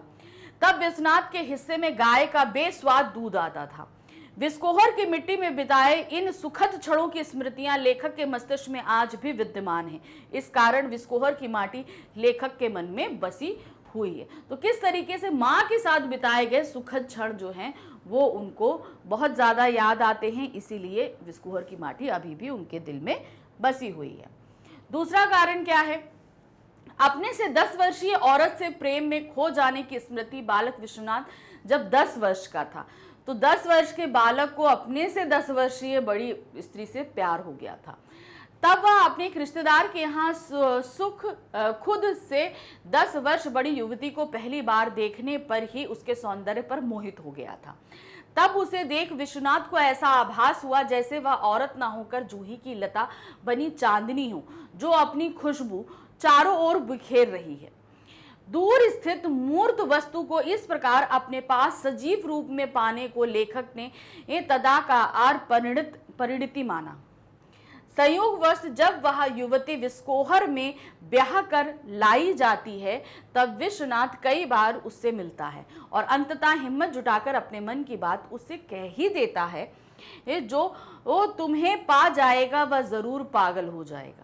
प्रेम और भावुक संवेदना से परिपूर्ण बचपन की इन मधुर यादों को लेखक बड़े होने पर भी नहीं भूल पाता है, क्योंकि उन सुखद क्षणों की स्मृतियां उसके मन में हमेशा के लिए जगह बना लेती हैं। तो कहते हैं ना, पहला प्यार नहीं भूलते, और 10 वर्ष की उम्र में उन्हें उस अपने से 10 वर्षीय बड़ी स्त्री से प्यार हो गया था, तो वो उस सुखद क्षणों को वो नहीं भूल पाते।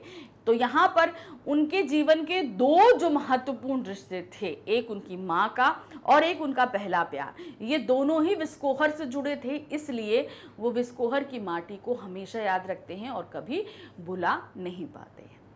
तो इस तरीके से हमारा ये पूरा सैम्पल पेपर नंबर 2 हमने यहाँ पर समाप्त किया। तो आप सभी को अच्छे से समझ में आ गया होगा कि किस तरीके से आएगा। अभी सैम्पल पेपर और भी मैं लेकर आऊँगी, तो हमारे साथ सॉल्व करते रहिएगा, तो एक प्रैक्टिस बनी रहेगी।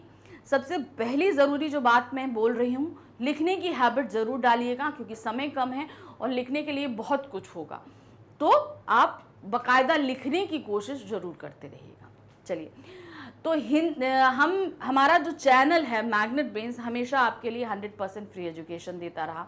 आगे भी देता रहेगा। और हमारा ये प्रयास रहता है कि हम आपकी पढ़ाई के लिए हमेशा कुछ ना कुछ करते रहें, जिससे आपकी पढ़ाई आपके लिए आसान बनी रहे। तो मैग्नेट ब्रेन्स अब आपके लिए लेकर आया है बुक्स और ई बुक्स। ये बुक्स आपको किंडरगार्टन से लेकर क्लास 12 तक के सभी सब्जेक्ट्स के लिए अवेलेबल है। अच्छा, सारे सब्जेक्ट्स तो मिल रही हैं, लेकिन इन बुक्स को और ज़्यादा अच्छा बनाने के लिए हमने इसको अलग अलग कैटेगरीज में डिवाइड कर दिया है। जैसे कि हमारे पास में क्या है, हम थ्योरी पढ़ते हैं, है ना, तो सारी थ्योरी यानी कि जितना भी हम व्याख्याएं करते हैं, चैप्टर एक्सप्लेनेशन करते हैं, तो उसकी एक हमने बुक बना दी, वो हो गई हमारी थ्योरी बुक। फिर उसके बाद हमने क्या किया, हमने एमसीक्यूज किया, सैम्पल एनसीईआरटी सोल्यूशन किया, तो एक हमारी बुक हो गई एनसीईआरटी सोल्यूशन। फिर हमने एमसीक्यूज किया तो हमारा एमसीक्यूज। इस तरह अलग अलग कैटेगरीज में हमने आपके लिए बुक रेडी करी है। तो ये सभी बुक आपके लिए अवेलेबल है। अब आती है बात कि आपको कैसे प्राप्त होंगी, तो उसके लिए नीचे डिस्क्रिप्शन बॉक्स में आपको एक फॉर्म दिया गया है, उस फॉर्म को फिल करके सबमिट करिए। हमारा टीम मेंबर जल्द ही आपसे कांटेक्ट करेगा इस बुक के लिए। तो आप इन बुक्स को भी प्राप्त करके जो है अपने स्टडी को और अच्छा बना सकते हैं। जैसे अभी हम सैम्पल पेपर कर रहे हैं, तो हमारी एक book sample paper solution book भी है, जिसे आप प्राप्त कर सकते हैं। तो आगे और सैम्पल पेपर हैं, साथ में रहिएगा। Thank you for watching, bye bye.